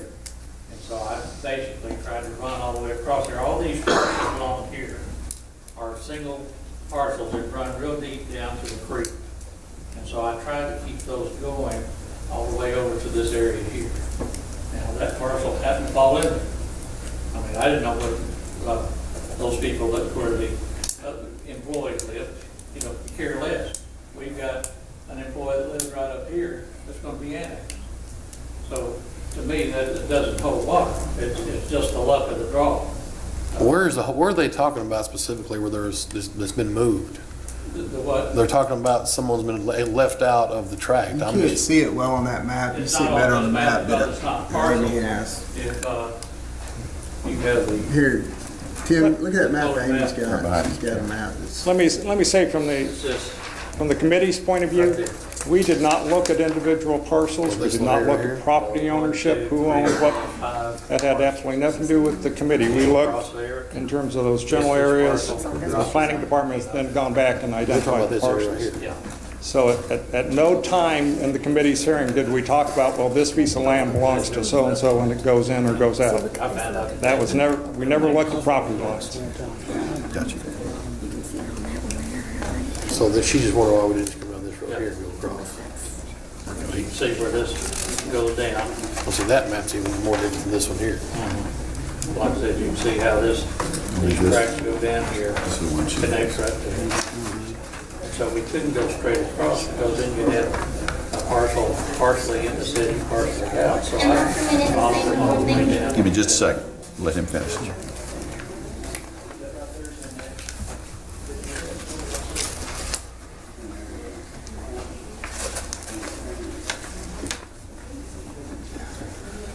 Yes, ma'am, if you want to. Ms. Comer? Go ahead. I'm not used to doing this, and I didn't have any notes That's made. okay. But I also wanted to point out the fact that I have almost a mile of dirt road getting to my house. They say it's a private road. I'm sure the city's never going to pave that. We're never going to get any benefits. It's, I'm sure, up to specs. It's a wide road. It used to be the railroad track, but I drive on almost a mile of dirt road to get to my house, and I'm sure the city is not prepared to benefit me any on that, or water, because there's 3 houses out there. Okay, thank you. Ken, if you want to table this for the August 12th, I mean, I'll withdraw my motion if you want to just consider. That's all I was saying. I don't have a problem with, I just figured as much time as the annexation committee, I just was going to say, you know, that was my deal, to let Mike have that time to look at those 2 parcels that he was concerned about. And if we're going to have that meeting that we're going to have the 12th, then we could just, you know, we could solve it then. Wasn't saying that anybody had done anything wrong or anything like that, just saying that, you know, they've worked hard, and I'm just trying, I'm defending the committee. I ain't gonna lie to you. Sure. I mean, those guys work really hard, and I was just saying, let's just give Mike the time that he needs, and if it's not a problem with the time frame that we're having for the, you know, if there's not an issue there, then, you know, I don't see the problem with giving him a few more days. Is that a conflict with any of the council right now, that August 12th meeting? That date was actually set last month's meeting because it was actually for the fire, opening bids, I believe, for the fire station. Police, I'm sorry. Looking right at you and saying fire, and I'll look back there and say police. Police station, sorry. So. I say we still table it till August 12th. You want to draw your? I withdraw my motion. And again, just throw it, no consent, didn't sound like a study session was a popular idea. Is that correct? Yeah. Okay. So the 12th. Can I make a motion that we table it till August the 12th? Yes. I make that motion. Second. Motion made and seconded, table till the 12th. Mr. Brown? Yes. Dr. Johnson? Yes. Mr. Powell? Yes. Tim Terry? Yes. Liz Terry? Yes. Unanimous. Thank you, gentlemen. Thank you, Mr. Bell, and thank you, Planning Commission and Annexation Commission and citizens for your patience and working with us on this matter. Appreciate you. Unfortunately, I don't know if the way he was talking this way. Thank you, Mr. Mayor and council members, for listening to our concerns. Yes, sir. Thank you. Appreciate you. Where are we at? Number 2 on our old business, Mr. Hamby. This is the trademark violation, shake-breaking ordinance that we're just changing the term for its third and Make a final. motion, we put this reading on, the motion ordinance on for third and final reading. Second. Motion made and seconded. Mr. Brown? Yes. Dr. Johnson? Yes. Mr. Powell? Yes. Tim Terry? Yes. Liz Terry? Yes. It's unanimous. An ordinance repealing ordinance number 11-07, regulating noise within the city limits, prohibiting engine braking, providing penalties, and for other purposes. Thank you, Mrs. Derry. New business, go into new business. Parks Department. Mr. McKinney.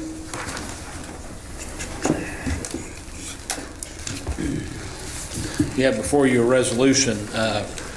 It was made known in a meeting here one day that we need a little bit of extra money so we could build additional curbing for our veteran stones, and Mr. Grimes was present and asked how much we needed, and we told him a figure of $6,000, and he was able to secure that with Senator Jake Files just almost immediately. We received that check this last week. This resolution before you will allow us to accept that money into that account and then authorize us to go ahead and spend, I believe we have $9,800. The current balance in that account with the existing funds and the $6,000 is $11,696.79. I'll make a motion to approve the resolution. Second. We have a motion and a second. Mr. Brown? Yes. Dr. Johnson? Yes. Mr. Powell? Yes. Tim Terry? Yes. Lance Terry? Yes. It's unanimous. Hey, while you're up there, did I hear Mr. Goldstein say right that the Veterans Committee will dissolve? That's correct. It's kind of a redundant now that we have the Parks Commission. They just added another layer. And everything that we're doing in the Veterans Park, there's no new design. All we're doing now is just kind of rolling over and continuing on what we're doing. So we're actually getting rid of a fund instead of adding another account? The fund is still there, but we just don't have a committee now to have to go through for approvals and things. Any other questions? Thank you. Thank you, Mr. McKinney. And you continue to do well and make me look bad. Thank you a lot. Thank you. And he's finally watering the flowers, by the way. Thank you, Richard. Department reports and questions from the council. No, 4. I know that. I knew that already. Sunnyvale, thank you very much. Come on up. No, fires. I think it's fire department. Fire first. department. Where's Sunny? Why are you waving your hand at me? I have 4 as fire department. Is that all right? Yes. Well, I was waiting on the department. Oh, okay. You're anxious, aren't you? Okay. You'll be first.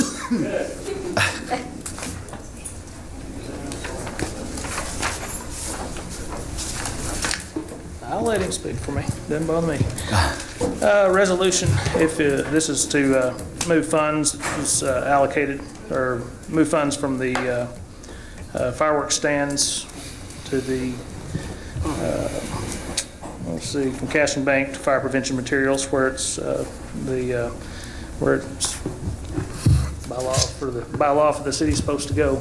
We got 15. I think we had 3 different fireworks stands, and it's $1,500. So I just need to move it to the fire prevention funds in the budget because it's not budgeted. We never know how many stands we're going to have in the city limits. So I'll make a motion we approve this resolution. Second. I have a motion and a second. Mr. Brown? Yes. Dr. Johnson? Yes. Mr. Powell? Just stepped out. Oh, Did he leave? okay, well, Tim Terry? Yes. Lance Terry? Momentarily. Okay. It's unanimous. Okay. We have Thank 4. you. just to let you know, that normally takes care of 3rd and 4th grade fire prevention programs at school during Fire Prevention Week. So it's much appreciated. Thanks. Thank you, Chief. Finance Department, Ms. Eglensdorfer. I have a resolution before you. We have an employee who accrues comp time and has requested to be paid for 60 hours. It was not budgeted because the employee accrues time, but by law, if they request to be paid, we have to pay it. So we need to transfer the funds from 10,200 cash and bank to 60005 sales administrative office, and it's $924. Sales administration? Wait a minute. How much? Salaries administration. Salaries. How much you say it was? $924. It's for 60 hours. And I mean, everything is all right there in the general fund, and we're okay with that? Yeah, since you're the finance lady, I guess you approve it. I make that motion, we approve it. Yeah, I'll second that. Motion made and second. Mr. Brown? Yes. Dr. Johnson? Yes. Tim Terry? Yes. Lance Terry? Yes. Unanimous. Thank you, Ms. Derry. Item number 6, Mr. Hamby. We purchased the Caboose property, and I've recommended that we purchase the policy of title insurance. There's discussion over where the money should come from to purchase the policy of title insurance, and I would recommend the general fund. It's not going to be any, I can't imagine it being more than $500. It should be a minimal amount, but the Parks Department just wanted to get your blessing on it before we spent the money. I guess all other parks properties have some sort of title insured. It's just recommended that all city properties should have title insurance on it. I make a motion we allow the Parks Committee Commission to proceed with the purchase of title insurance on the Caboose. From the general fund. From the general fund. Second. Motion made and second. Mr. Brown? Yes. Dr. Johnson? Yes. Mr. Powell? Yes. Tim Terry? Yes. Lance Terry? Yes. Unanimous. Thank you. Oh, we might need a resolution. I'm not sure if there's a line item that has that in there, so are you approving that the resolution, was that a resolution basically? Yes. Vote? Okay. Yes. So we can prepare that resolution. Okay. That's the last item I have on that. Is that correct? Right on this one? Yeah. Okay. That's it. Yeah. Okay, we will move to department reports and questions, and we'll call on Mr. Bell, since he made that trip. Mayor, Council, Ms. Deary, for the month of July, under animal control, Joseph, I don't know whether it was the wet weather or what, but he had a large amount of dead possums and things like that he picked up. And he also had his first attack from a pack of dogs. He called 911 and got some help out there, and we're looking at some ways to protect him if this happens again. Two of the dogs that attacked had to be put down, and the owner of the other two went to court to claim them. He had a total of 72 calls with 14 animals transported to local vet. 19 animals went to the Sebastian County Humane Society. Joseph's had 41 total code enforcement complaints with 15 completed. He's seen an increase of RVs parked out on the street and in the front yard that he's had to deal with. Another problem was a lot of the properties, the owners aren't mowing to the ditch. Some of them are doing it, aren't doing it because the ditch was too wet to get a lawnmower into, and some of them are just not doing it, and he's having to deal with that. The residents, in fact, there was an article put in the paper that made the residents aware that they are responsible out to the asphalt. The city cleans up any silt, but they don't mow lawns out to the street. That's up to the residents. If you've noticed that the property on North Bayberry is cleaned up, looks great. The property on 1100 West Denver, cleaned up, looks great. Property on South Coker, been cleaned up, looks great. The street department, along with the private contractors, took care of that, and then the street and the parks department went in afterwards after they got the grass knocked down and really made it look a lot nicer. There's a lot of other houses. The mowers from the parks department have been great, and they've been busy mowing lawns of the abandoned houses, and we've turned 4 properties over to Mr. Hamby to put liens on them. In the building department, we had 7 construction permits issued for the month of July, 4 of these being new residents. Construction value for the permit is $876,725, or 700. 25 inspections were completed in July. Planning department, getting a lot of things going. Currently, we've got 2 subdivisions that we're looking at. Mr. Terry's aware of one off of Mount Harmony that's going to be a combination of commercial and residential. There's another one that we looked at today and got the department head's approval to continue on to the Planning Commission for the area behind the feed mill next to Webster Oaks and that area there. And that one will be 18 lots, 4 duplexes, and the rest of them single-family residents. We also have a church that's going in out on Highway 10, the Jehovah's Witness Church, and then we have another one scheduled to start fairly soon up behind the Keith Glass area. That's a Lutheran church. So we've got a lot of things going. Once the subdivision is approved by the Planning Commission, then I'll bring it in front of you. It'll probably be the 1st of September when I bring it to you. Also in your packet, I included an email I got today from the Arkansas Highway Department. In the last of May, Mayor Kinslow and I went to a meeting in Fort Smith for the Arkansas Pedestrian and Bicycle Plan. Very interesting meeting. They have sent the notes. Those are the notes that you'll see from the 2 meetings. Mr. Kinslow went to one, I went to the other. They are looking at ways that we can improve our bicycle and pedestrian plan in this area. They've met all over the state. They were very impressed that we already had a sidewalk bicycle plan. Some of the other larger communities didn't have that, and they took a tour of Greenwood, and we all have stressed the fact that we would like to be able to connect Greenwood with the Chad Colley area and the Chaffee Crossing. As you know, North Main is a pretty dangerous place to drive a car, much less a car and a bicycle too. And so we're pushing for some kind of help to widen that area, to give it a bike lane and or walking lane. Judge Hudson, I found out he's an avid bicyclist, and so he's interested in that too. I know Dr. Johnson has ridden in that area, and right now you take your life in your own hands. But the meeting was in fact from the Arkansas Highway Department, and it's going to possibly open up some grants coming up, and that's why Mr. Kinslow and I wanted to attend, so that we can be on top of it, so that we would have our name in the hats when this come up. And like I said, having that plan, put our name in the hat. Any questions? I also, Dr. Johnson, I told you that I had a website that you'd probably be interested in, and it's got the complete article on this pedestrian bicycle plan. It's called arkansashighways.com/magazine, and I think you'd find that pretty interesting. What was that? Is it in this packet?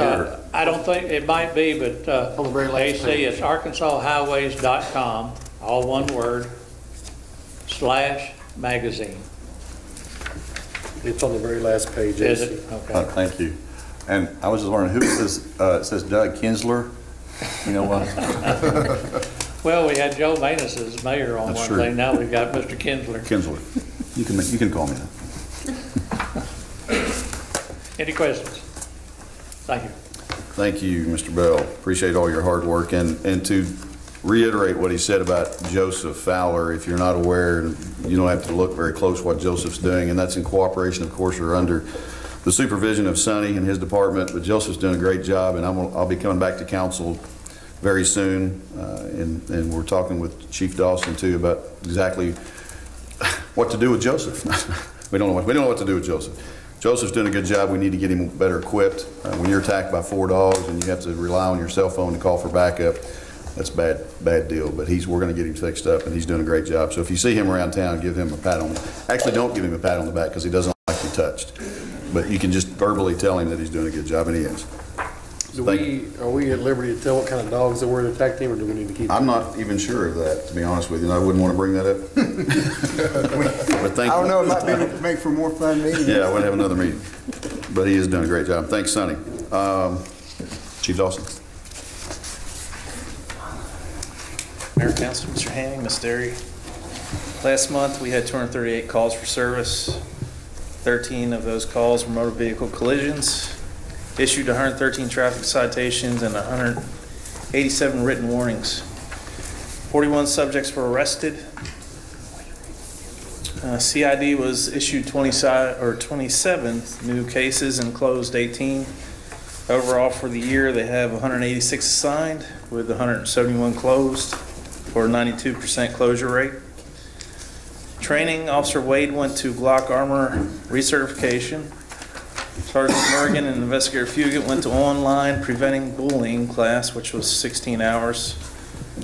Lieutenant Driscoll, Sergeant Morgan, Investigator Fugit, Detective Deere, and I all attend the prosecutor's annual training. Lieutenant Driscoll went to ALICE, which is active shooter response training. There's been a lot of training, bear with me.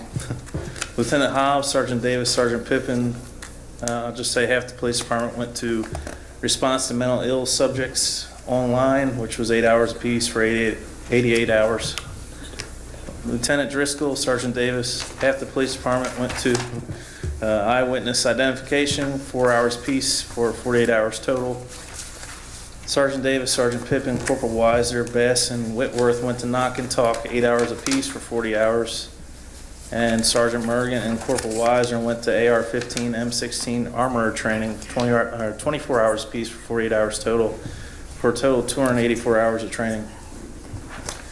I failed to mention last month, it totally slipped my mind, but we finally saved up enough money with the drug seize funds, and we purchased a 2014 Jeep Patriot for CID, as one of their cars had a blown motor, so it was good timing.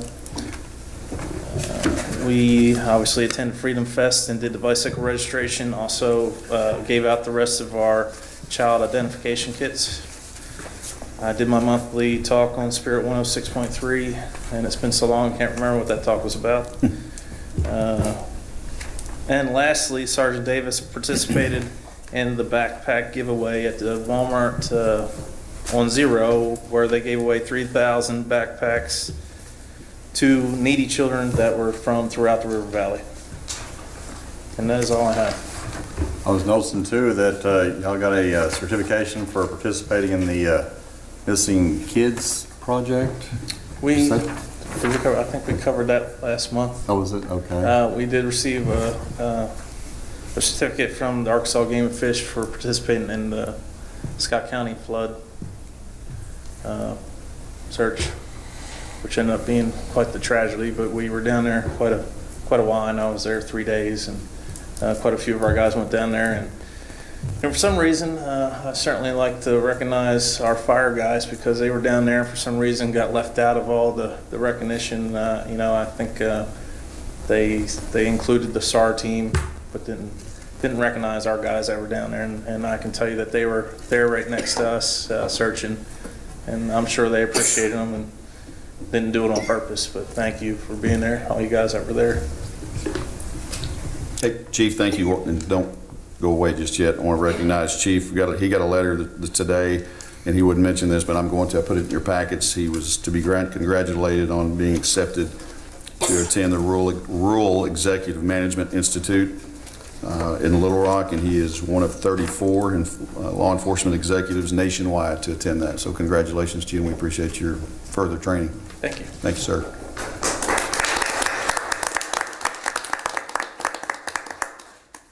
I don't have a gift certificate for you either. Who's back there? Mr. Posey. Yes, thank you.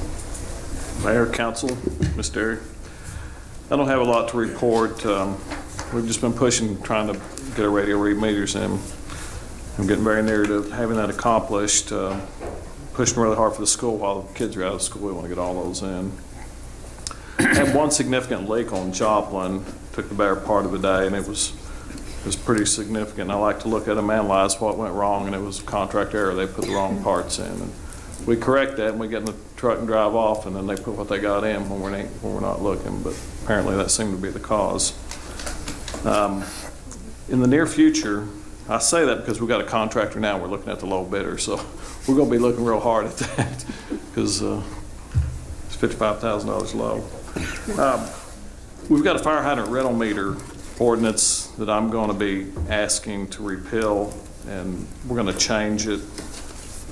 It ought to be fairly straightforward, but it's overly complicated. I've looked at Van Buren's and Fort Smith's, but it's not serving our best interest or our residents or contractors, and some of our policies and how we do it. And those meters are real expensive, but most of it can be discretionary, except where we have to charge money anytime there's money involved for a deposit or rental or any charges. You know, we have to have an ordinance for that. So it ought to be simple, but it seems to be unnecessarily complicated. Other than that, I don't have much. I want to say it's not every day you get a major award. I'm shy in front of large crowds, believe it or not, and so I'm glad there weren't very many people here tonight. And I accidentally saw that in the office about a week or two ago, and it slipped my mind, or I would have probably said more today, worked out a little harder. But anyway, I do appreciate it, and I have enjoyed most all of it. Thank you. Thank you, Tim. Cake and ice cream at Tim Posey's house. Is it true that major award is for Geely? For Geely. Yes, that's correct. Miss Ann, sorry, I missed you a while ago. Okay, I have a couple things for you. First of all, last month, both city sales and use tax and county sales tax were up. City sales and use tax was up 6% for June, leaving us with 3.7% over last year, year to date. And county sales tax was up 13.9% for June, which brings us 1.5% increase for the year. And can I ask you a question about city sales use tax? So the tax for the police department, is that showing up yet in this? It is not showing up in this, no. Okay, so when I look at the city sales and use tax right now and I see that it's been up for the year, that has nothing to do with, we're not collecting money yet. Well, it's going straight to Simmons Bank. But we're not seeing it in this report, no. reflected. So any increase we've seen in city sales and use tax is an increase year to year that has nothing to do with the police tax. Exactly. Okay, that's just Exactly. so this is specifically the 3/4 cent sales tax for parks, fire, and streets that we're looking at. Yes. It has nothing to do with police. And the 1%. Right, but I mean, this is the 1 3/4. specifically for that. When will you start reporting the? Does that matter? How do we need to see that? I don't want to. I guess my point is that I don't want to see the police tax. I think that needs to be something separate I would like to because see it separate from this. I don't want to see it lumped in together with this because it'll confuse, in my mind, what I've looked at year to year. right. Plus, it doesn't come directly to us; it goes straight to them. Okay. I'll have that for you I next just wanted month. to clarify. So that, did you know what I was saying there? We talked about that before. So this increase doesn't have anything to do with the police tax. That's going to a separate place. You're not reporting that in here. So whatever you're seeing here in the way of increased city sales and use tax is strictly what we've seen the last strictly due to 3 or 4 increased years. revenue compared over the last year to year. It hadn't done anything to do with the added police tax. Right, and I'll have the police on a separate graph for you next month. So I can start planning how I can make recommendations to the Parks Commission to spend the excess funds. That's good. All right. And the other thing, the auditor, Luana Gaines, wrapped up the audit last week, and she has submitted it to legislative audit, so it's in the review process now. We should hear back probably in 2 months or so. Where'd she go after this? She went to Waldron, Okay, and then after that, she goes to the schools. okay. Any questions? Thank you, Ann. Mr. Cross? Thank you, Mayor Kinslow, members of City Council, Mr. Hamby, Mrs. Derry. In wastewater, we had some warranty work done on pump lift station number 1. One of its bigger pumps had some problems, so being under warranty through Evans, they just fixed it for us. And it's basically that those wipes that everybody uses that are made out of steel.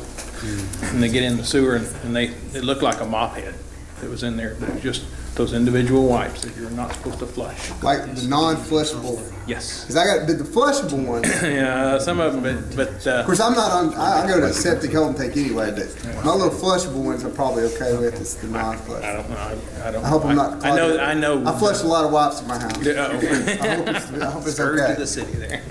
Hope it's okay. But you're saying like, you know, the regular wipes, but also, I mean, all these, like, they're using Clorox now and you know, glass cleaner all coming in with wipes and those They're like, you couldn't tear them apart. There's They only stop one thing we're wiping in my house, and it's not those. Anyway, off of that, we had a pump rebuilt at Park Heights Lift Station. We're getting ready to take that offline. We're going to probably go out for bid here in another month or 2. But in the meantime, we only had one pump that was pumping all of the sewer from Shadow Lake and all that side of town, so we had to go ahead and fix it. We're getting ready to replace some piping at Hilltop. The guys are just going to take it on themselves. We went and bought the pipe. It's around $600. It's a smaller pipe. They're going to stop it up for just a little while and bypass pump it, and then see if they can change that pipe out, save us a lot of money. They're also working on some of the manholes. They try to go out and every day on the ones that we can handle and just patch those a little at a time, trying to help our I&I. We passed our 3rd quarter biomonitoring test, which is a good thing. You know, they on wastewater, you're seeing wastewater up in Toledo, Ohio. You're seeing problems with phosphates, nitrates, runoff from fertilizers and feedlots and septic tanks. We get the same stuff. We have a solar bee. That's what really helps us, keeps the oxygen in the lake pretty well. And it usually fights off algae. It won't completely stop it, but it does fight it off pretty well. So that's just something that we're looking for. This next permit that comes out for wastewater. I had that company help us out, and so we're going to go 4 more years without any limits on our phosphates, our nitrate and nitrites, and which means we won't have to do any work out the plant for 4 more years. But I'm going to try to eliminate some of the phosphates with chemical treating, and we're going to work on do some labs out there probably in a month or two, see what we can do. Our flow, we've been averaging 1,004,000 gallons per day. We treated 31,110,000 gallons at the wastewater treatment plant. This time last year, we treated 13 million. So it's not quite triple, but you can see how much water we've been getting. In the water treatment, our solar bee, which is going to be a grid bee, it's on its final leg at the health department. There were just a few more questions to answer, whether we could use it or not. I believe we're going to get all those questions answered, and the health department's going to be pleased with it, and it will be installed before long. We did an ordinance for this quite a while ago. We're still trying to get across that hurdle. Of course, you had the reading for the fluoride. The health department has us go through Delta Dental. They asked us what was taking so long. Delta Dental. We were told them it's going to be $140,000 with the fee to build it and the engineering fees, which is just about what it's going to come up to. Presently, and you and I have talked about this a couple times, presently right now in Greenwood water, you're getting the fluoride that's mixed with James Fork, but there's no fluoride being put in the water at the lake, right? Once we start fluoridating, right, there ought to be some kind of public notice that we're fluoridating, because there's lots of folks out there giving fluoride drops to their kids because they don't think they're getting fluoride in their water.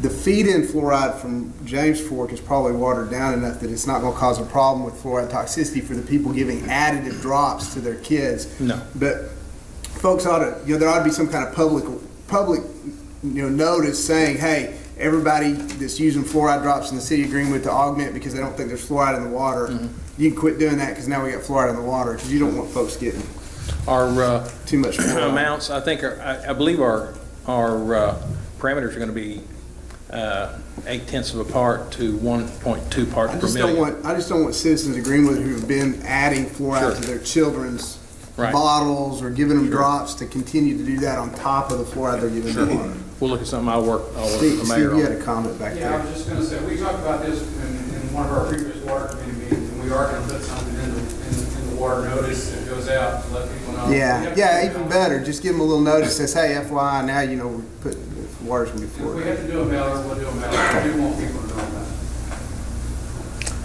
that. We had a raw water pump. We got 2 pumps down at the raw water. We had one of them burn up. Caught it on a Sunday, I believe, and got it turned off. We've already pulled it. The water distribution boys came down and helped us pull it, and we sent it off, had it rebuilt in 1 week, and wastewater boys came down there with their new toy. They have we have a truck that lowers and takes pumps out, and it stresses it out sometimes. It has to get in awkward positions to try to get it out, so we bought a winch and had it welded. Had a nice roll done, by the way. And we put it on the backhoe with just one bolt, and it just sits there, and there's your arm. You can put it anywhere you want. Just take it out and put it in. We put the motor back in with it. Wastewater boys came, helped us. It really is a good deal. It's a lot safer. We saw the guys from TNT doing it. Theirs wasn't built as good as ours, though. Ours is a little bit fancier.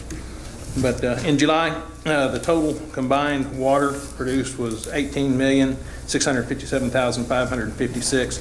I think on water loss right now, compared to what and these are taken at different times because they read the meter in James Fork for us between the 20th and the 22nd.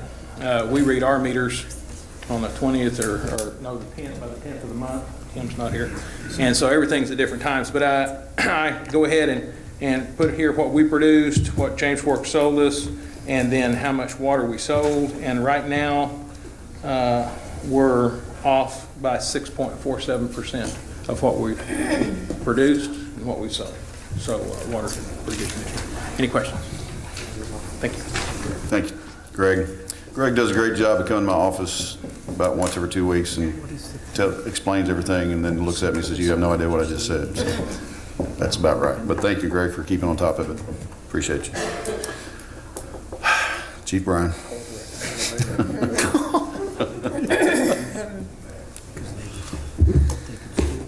Fire Department chief activities for July 2014. We had 38 department responses during July, 5 false alarms, 1 structure fire, 1 motor vehicle collision with injury, 29 rescue medical incidents, 1 mutual aid rescue medical incident, and 1 public assistance.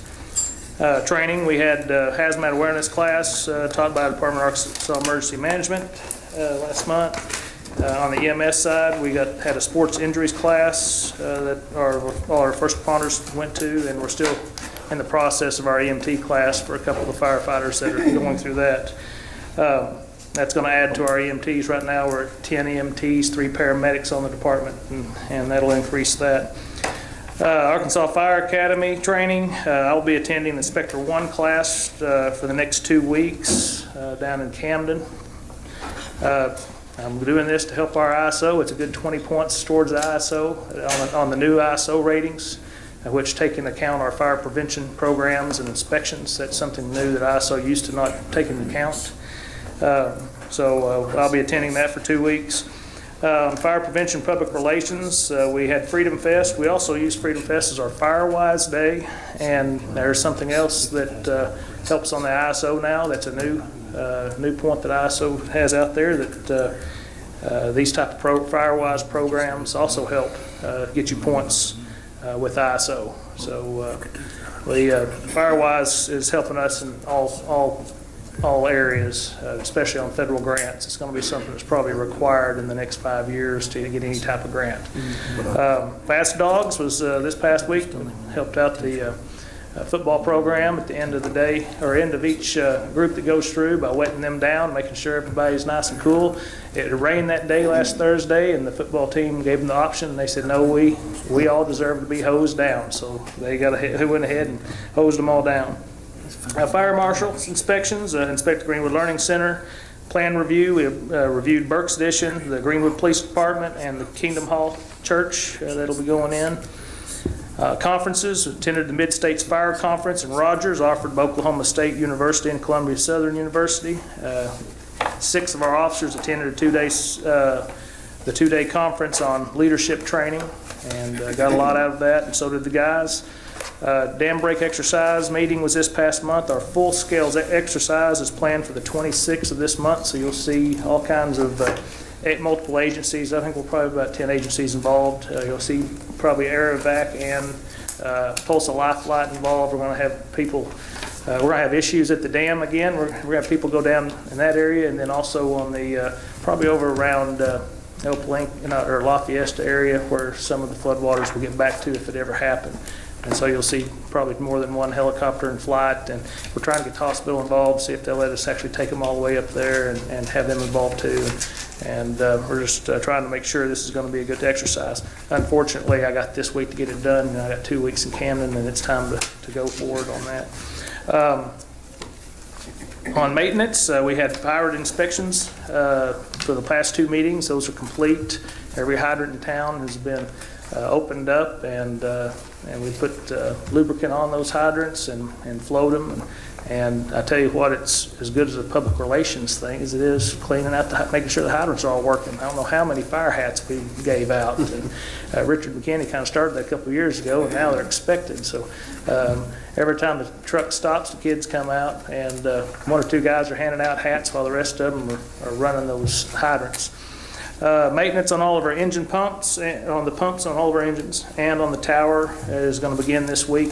Our annual maintenance agreement we have with Sutphen on the tower, and that'll happen this week and part of next. And then on our grants, I did get word that our 2013 AFG grant was turned down for the washer extractor. Thank goodness it's in the budget, and we'll get that process started on that.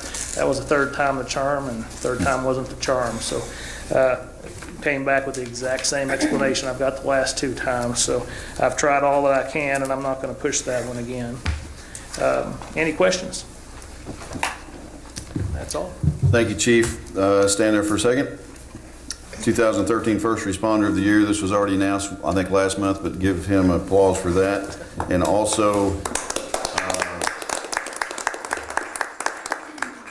trying to find anything? No, I'm just kidding. Stewart was named to the Arkansas Association of Fire Chiefs' 2nd Vice President. Is that correct? That's right. So appreciate your hard work and training and all that you do. All right, thank you. Thank you. Thank you, ma'am. Council forum. Oh, I'm sorry, Joe Manis is not here tonight. Richard has decided to, do you want to give a report or just go with what? Okay. Do you have any questions of Richard tonight? The commission reported basically. I was just saying with Joe, I mean, his... Forget you, Richard. Oh, I thought he was going to report to the... No, I took... Joe is out. He's pulled us, I believe he sprained a muscle in his back and should be back tomorrow, I think, next day or so. And the street department, was that, they're the ones that paved the area between... 8 area? Yeah, 8 area. That is incorrect. Councilman Terry and I did that over the weekend. We did observe it. No, the street department did not do that. That went out for bid, and that was Moore Asphalt Company or whatever they're called, and they did a great job. They did that. That was supposed to take 5 days. They came in and milled that down. It's 8 air from Main Street between the church and Pizza Barn down to Chicago, and then from Chicago to Maine. I mean, I said from Maine, but anyway, Highway 10, but anyway, from Chicago to Maine and over to Bass. If you've not been on it, I encourage everybody to leave tonight and go drive on it. Just take your time. It's very smooth. And that, we hope, is just the beginning of what we hope will happen with our city sales and use tax in the street department. You know, if we had the money, we'd do a street a week, but I think if we'd run out of money pretty quick. That was about a $70,000 job, I believe, but we really want to start looking at some streets, highly trafficked areas and things that need to be repaved, but we really want to start looking at that and doing the overlay on it. And I have been talking to Joe just for some little information about the possibility of the street department buying some machinery to maybe look at doing that ourselves. And really, to be honest with you, after Councilman Terry and I went and observed how they do that and with the machinery that they have when you bid this out, it just makes sense to hire somebody to go do it where they get it done in a hurry, and it's very professional. Not that our guys couldn't, but that's a lot of money. I believe the paver that we were observing was $1.2 million. Yeah, something like that. So that's just the paver. But anyway, really go look at that sometime when you get a chance. We hope to start doing that all over town very soon. On that note, if you would, I know it's council forum, but I want to say just a couple of things. You have in your packet also a letter that I received from the State Highway Transportation Department. This is in regard to, it's kind of self-explanatory, I think. This is the bids that were advertised and opened on July 23rd. This is on the overlay of Main Street. The bids came in a little bit higher than they expected. It was $327,925.06. State aid that we will be getting from the Highway Department is $250,000. So our balance on this project will be $77,925.06. This, I also included a map of that overlay that will begin at the square on Highway 10 there at the corner of the edge, go all the way up Main, but will only go to what the Highway Department still has in their mapping system of what they see as city limits, which is Hilltop Road, and stops. That's what they have, and I informed them that that is incorrect, and they are actually aware of it now. But the rest of the paving from Hilltop to Meadow Bridge will be an additional cost on top of the 90 or 77,000. And I know we don't have to make the decision tonight, but I'm certainly going to suggest that we pitch in and get that done to city limits. City sales and use tax fairly healthy in the street department, $1.2 million. If we're going to do it, let's do it right and do that. I think what we will be looking at though after. And by the way, we have a meeting with a pre-construction meeting with the Highway Department next Monday at 3 o'clock. All department heads are certainly welcome, and any councilman that want to drop by or anybody, they'll be here and we'll discuss that. We'll go up and look at that, and I think we will be probably having to look at that section going out for bid again, or because it's more of a project. That makes sense? So I really want to get that done and get it done right. The unfortunate part, it's going to be right in the middle of starting school, I think. But you know, we had an option. He gave us an option on when I was talking to him, and we could throw bids out, start all over, and we'd be looking in October, which probably wouldn't work because of the weather and asphalt. I said, let's just get it done. So it's going to be an inconvenience to a lot of folks when school starts, but it'll be kind of like when we did the Highway Department did this coming through town. But once it's over and everybody gets over it, it's very nice. So I think it's going to be a big thing for us. So encourage department heads to remember to come to that in council too if you can. Any questions on that situation? When is that? You said you'd encourage us to. We have a pre-construction meeting Monday at 3 o'clock. This Monday? This week from yesterday. The 11th. Today. The 11th at 3 o'clock? That's correct. And also, while I had him on the phone, I threw some things out. He was very nice, and he talked about the future of this project, that smaller towns would probably be weeded off of this project. After a while, they'll get funded one time, and then they'll start leading the bigger towns in, and we're certainly one of those, and we'll get funded, probably not next year, but the year after, that we should start looking at another area that we want them to come in, and it may be more than $250,000. I threw the possibility, and just this for fun, this 96 Denver Street connection possible, and he said we could certainly look at that and talk about engineering cost and planning and all that too. So it's not just paving a road. I think it's going to turn into whatever it is you think you need, full construction on the road or something. That's all I have on that, and then other than my suggestion or earlier, my little 2 cents on if you guys wanted to talk about it, the committee, rethinking the folks that are serving on committees, serving more than one or two. I'm not even sure what the suggestion was, but I encourage you to allow people that are willing to help and to serve I mean, as long as they think they can do it. I just think it's almost a shame not to keep somebody from serving if they want to serve. I'm not the council, so. Well, most committees and stuff that are formed have a number on that committee, or is it just like an open door policy? Commissions certainly have a limited number, whether it's the Water Commission and the Parks Commission.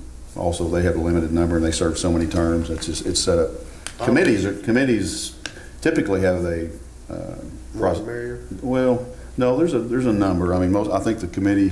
I know the Parks Committee worked like that for a while, kind of like the commission is doing now. But typically, you didn't see people rotating off because there was just not anybody else. I mean, I'm not saying there's not. And I think we should make it known to the citizens, whether it's by announcing all the time that there's always room for somebody somewhere. Because there are people, I know, I'm looking at some folks right now that would probably serve on a committee without mentioning any names, Dan, but it wasn't how many committees, just the commission part of it. I'm sorry? It wasn't how many committees. They could serve on 15 committees if they wanted to. It was just the commissions. Okay. I understand. I didn't want to, that's just my 2 cents. I just ask you to consider that of those that are willing to serve on a commission or more than one commission. I mean, you could take it, we ultimately as the council have final say on who the commissioners are. Correct.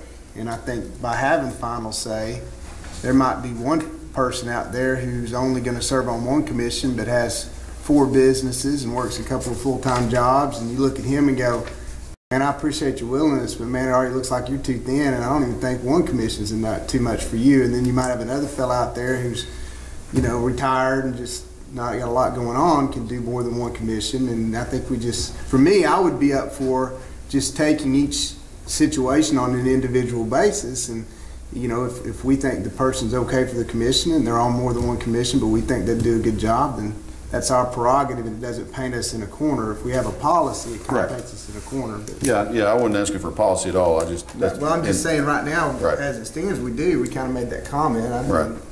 I'd be okay with just taking them each as an individual basis, and if we think the person has the time to fulfill that commitment and the qualifications and do a good job, then it shouldn't matter to us, how many. It's how much time do we think they have and that kind of stuff. Okay.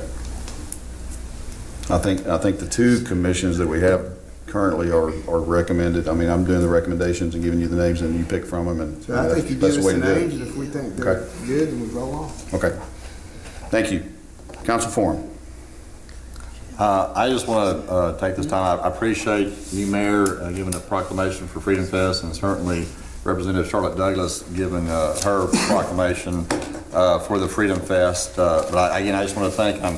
I look out in the audience there, and I see most of them out there in the audience that work the Freedom Fest. And I just want to thank all the city workers that helped with the Freedom Fest, and the volunteers, because we couldn't have got it done without their help. And it seemed like this year, with all the help, it seemed like things went much smoother, and the tents got put up much quicker, and so it was just a a big, tremendous help, and it was just felt, I think, by everybody that kind of participated last year on that participation. And I guess it, you know, every time I looked around, it was whether it was from the race or the pancake breakfast or the Freedom Fest itself. You know, it just seemed like I saw either, you know, city worker or a city volunteer helping out. Focus on Greenwood, you know, even the, you know, civic, you know, clubs, you know, too. Thanks for, you know, for mentioning that. You know, they all pitched in and I think made us worthy of that most patriotic town in Arkansas. So thank y'all. On that note, I know it's council forum.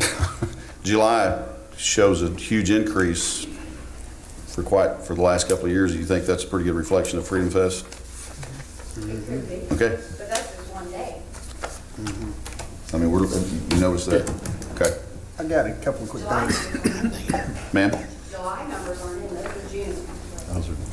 So it'll be even better in July. Yeah. Oh, okay. I see what you're saying. Mr. Mayor, although I feel like I try to work with the people of the city all the time, I have a normal job, and I need to be excuse myself as we go here. So yes, sir. Thank you. See you, Tim. Appreciate Thank it. you. Hey, on your way out the door, you can hear what I'm about to say. That I'll walk slow. We got an email about the question again of moving the department head reports to quarterly. I think we got an email about that. I just wanted to make a comment on that and fill out the council. That's something we've discussed in the past, as opposed to having every meeting, every department have reports, and we've bantered around and got kind of stuck with it. I don't have strong feelings one way or the other. I would also be okay with going to every other month, and I'd like to hear from I'd like to at a minimum hear from some departments every month. I don't know that I would want to go quarterly and then have this big long quarterly meeting where we get a quarter's worth of stuff from every department. If we're going to limit the department meetings in an effort to try to shorten the time of these council meetings, my vote would be, let's take 2 departments a meeting and stagger them, or 3, or whatever it has to be, to see that each department gets some, you know, each month you get some. I have a comment on that. I'm okay with it how it was too. I just wanted to say something about it because I didn't get a chance to email her back, and I didn't know if everybody else did. And I didn't have time to email her, but I called her. Well, I have strong feelings on that. I like hearing them every month, and there's a reason why I like hearing them every month. Seems like that's how this conversation went last time. And it probably did. And because I was part of the council when we didn't know what was going on. Yeah. And we used to have 2 meetings though, right? Back in the day. We used to have 2 meetings, and we still didn't know what was going on. Okay. Daniel McDaniels called me one day and says, "Why is there a track hoe in front of my yard moving south?" And I said, "I don't have a clue." And he said, "Well, I went out there and asked the guy, and he says he's working for the city." And I said, "Well, I don't know, Daniel." And he said, "Well, you're on the council." And I said, "You're on the council too. You've been there longer than I have." And you know, we called Gary Campbell, and you know, Gary said, "It's none of your business," you know, and it just went from there. And we said, we need to have monthly. Let me ask this: the reason, and I'm okay. I really am. We've been doing this for years, and I don't have any problem with it. But Tim and I, you know, I'm gonna have to go to work here in an hour and work. Doc, if you think we hadn't had that annexation stuff tonight, we'd been going. I know, and I hope that with the current assembly, things are going to be smoother and quicker. I know. The other thought would be, and I know y'all have got things to do when it's daylight. I know that Tim and I are the oddballs with our work schedule, but if we could, you know, if we could look at maybe doing a daylight savings time deal where when it starts getting dark earlier, moving the meeting up to 6 instead of 7, you know, just food for thought. I mean, because it makes a big difference to me if I can get out of here in time to take a quick nap before work as opposed to just going straight into work until the morning. I don't want to bump into other people's work schedule, but just something to think about as it gets to the fall. You know, we could do like the Baptists and change our service on Sunday night, depending on.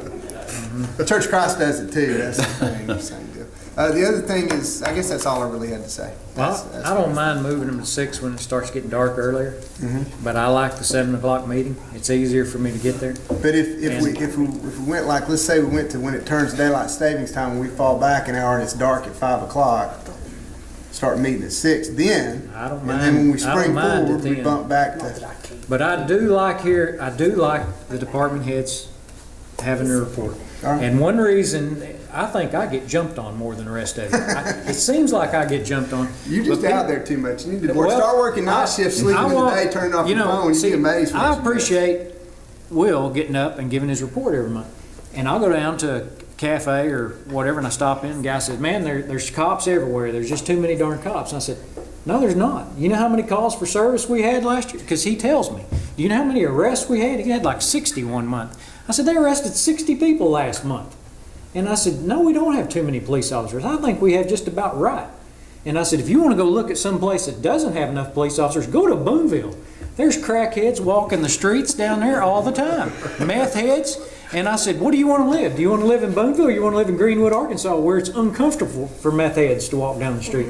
Greenwood. And the only reason I can justify this is because every month he stands up there and tells me. Now, however, and I expressed this to Brooke, I said, I would like to see him briefer. And I think that they're all in competition with Stewart.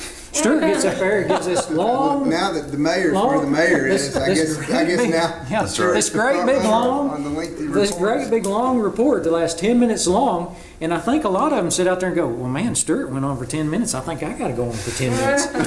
I told, and like I expressed to Brooke, I don't care if Sonny Bell stood up and said, there wasn't much going on this month. Y'all got any questions? Nope. I wrote, there's about 6, 7 building permits. I don't have anything else. If you don't have anything, I'm going to sit down. That's fine. I like that. But I do like the fact that they all stand up there, they're available for questions, and they're kind of expressing what's going on in their departments. If we wanted to make an effort, the standardized reports seem to be police and fire. Y'all get up and give us the same stats pretty much every month on a standard. But some of yours is sometimes, you got a lot more ad-lib stuff. But I would be okay with, in an effort to shorten it, giving us some kind of written, whatever y'all are typing, just giving it to us in email form, and then you could stand up and say, you've had a chance to look at my report for the month. Do you have any questions? And because I can read how many hours of CME or whatever y'all call your educational stuff y'all have had, and I can read how many arrests and how many EMT first responder reports, and I don't have to hear you say it. But then the people behind them don't know how many calls for service. I'm okay. Let's keep it the way it is. I really am. I like for the department heads to stand up and give us. Let's just do it the way it is. Now, however, and I don't know how the rest of the council feels like, I don't think Tim and Greg ought to have to show back up. I think that the chairman of the new wastewater commission should come up there and give us a report once a month. I think Tim and Greg ought to go home and be with their families. Well, what about, then how are you going to let Sonny come? Where's the planning commission person? Why are you going to have a double standard for water commission and planning commission? I don't. I think the planning commission. So you're going to let Sonny just stay home? I think the chair of the planning commission, Reagan Clements, ought to come up there and say, hey guys, I got a suggestion. I'm missing I got a suggestion. Let's let this annexation get over with and see how the meetings go. There you go. And if they go on a train wreck, we can I agree. go from there. We might be up 8 o'clock. That's reasonable. Yeah, we might be there by 8 o'clock. You never know. I'm not giving reports anymore. Well, at the risk of Tim and Greg getting mad at me, I like them here because they're a knowledgeable source to ask. You got a second. I'll second your motion. Well, I need, next council meeting's on Labor Day. What would you like to do about that? Not me. Move it to the next. Move it to Tuesday. It's already. I'm out of town the next Monday. After Labor Day? I'm not looking at the calendar, but we always set it. It's always on Tuesday. You sure the calendar wasn't set? I don't know. I just had a note here. This is not my note. This is Yes, just. I have the calendar set. I'm not going to do that. Fuck, I don't know if we I'll dropped it, but. Did you? No, I missed So, Steve Rattery has a. I had 30 seconds, just 30 seconds. I just need some clarification. I appreciate the discussion around commissions, but I currently have a resignation of a commission pending, and this didn't resolve that. So I need some recommendation as to whether or not I can serve or can't serve on multiple commissions. I'm okay with you serving on multiple commissions. I'm okay with you serving on multiple commissions. Well, you have an ordinance that says otherwise. That's true. Yep. But right now, the law states that you cannot. The law states I cannot, so I need some advice or recommendation on whether or not I should withdraw my resignation from that commission or. Just hang on to where you're at, Steve, till we get that back up here and look at it. I mean, it's give us a chance to look at the ordinance again. If that's all we got to worry about, we're in good shape. Don't make any decisions to resign yet. Who seconded the motion? I did. I haven't even asked for one yet. Well, it did. I want to thank everybody for being patient and through everything we went through, and I think they did a good job with everything that was on the board tonight. I would recognize a motion to adjourn. Yes, it's adjourned. And a second.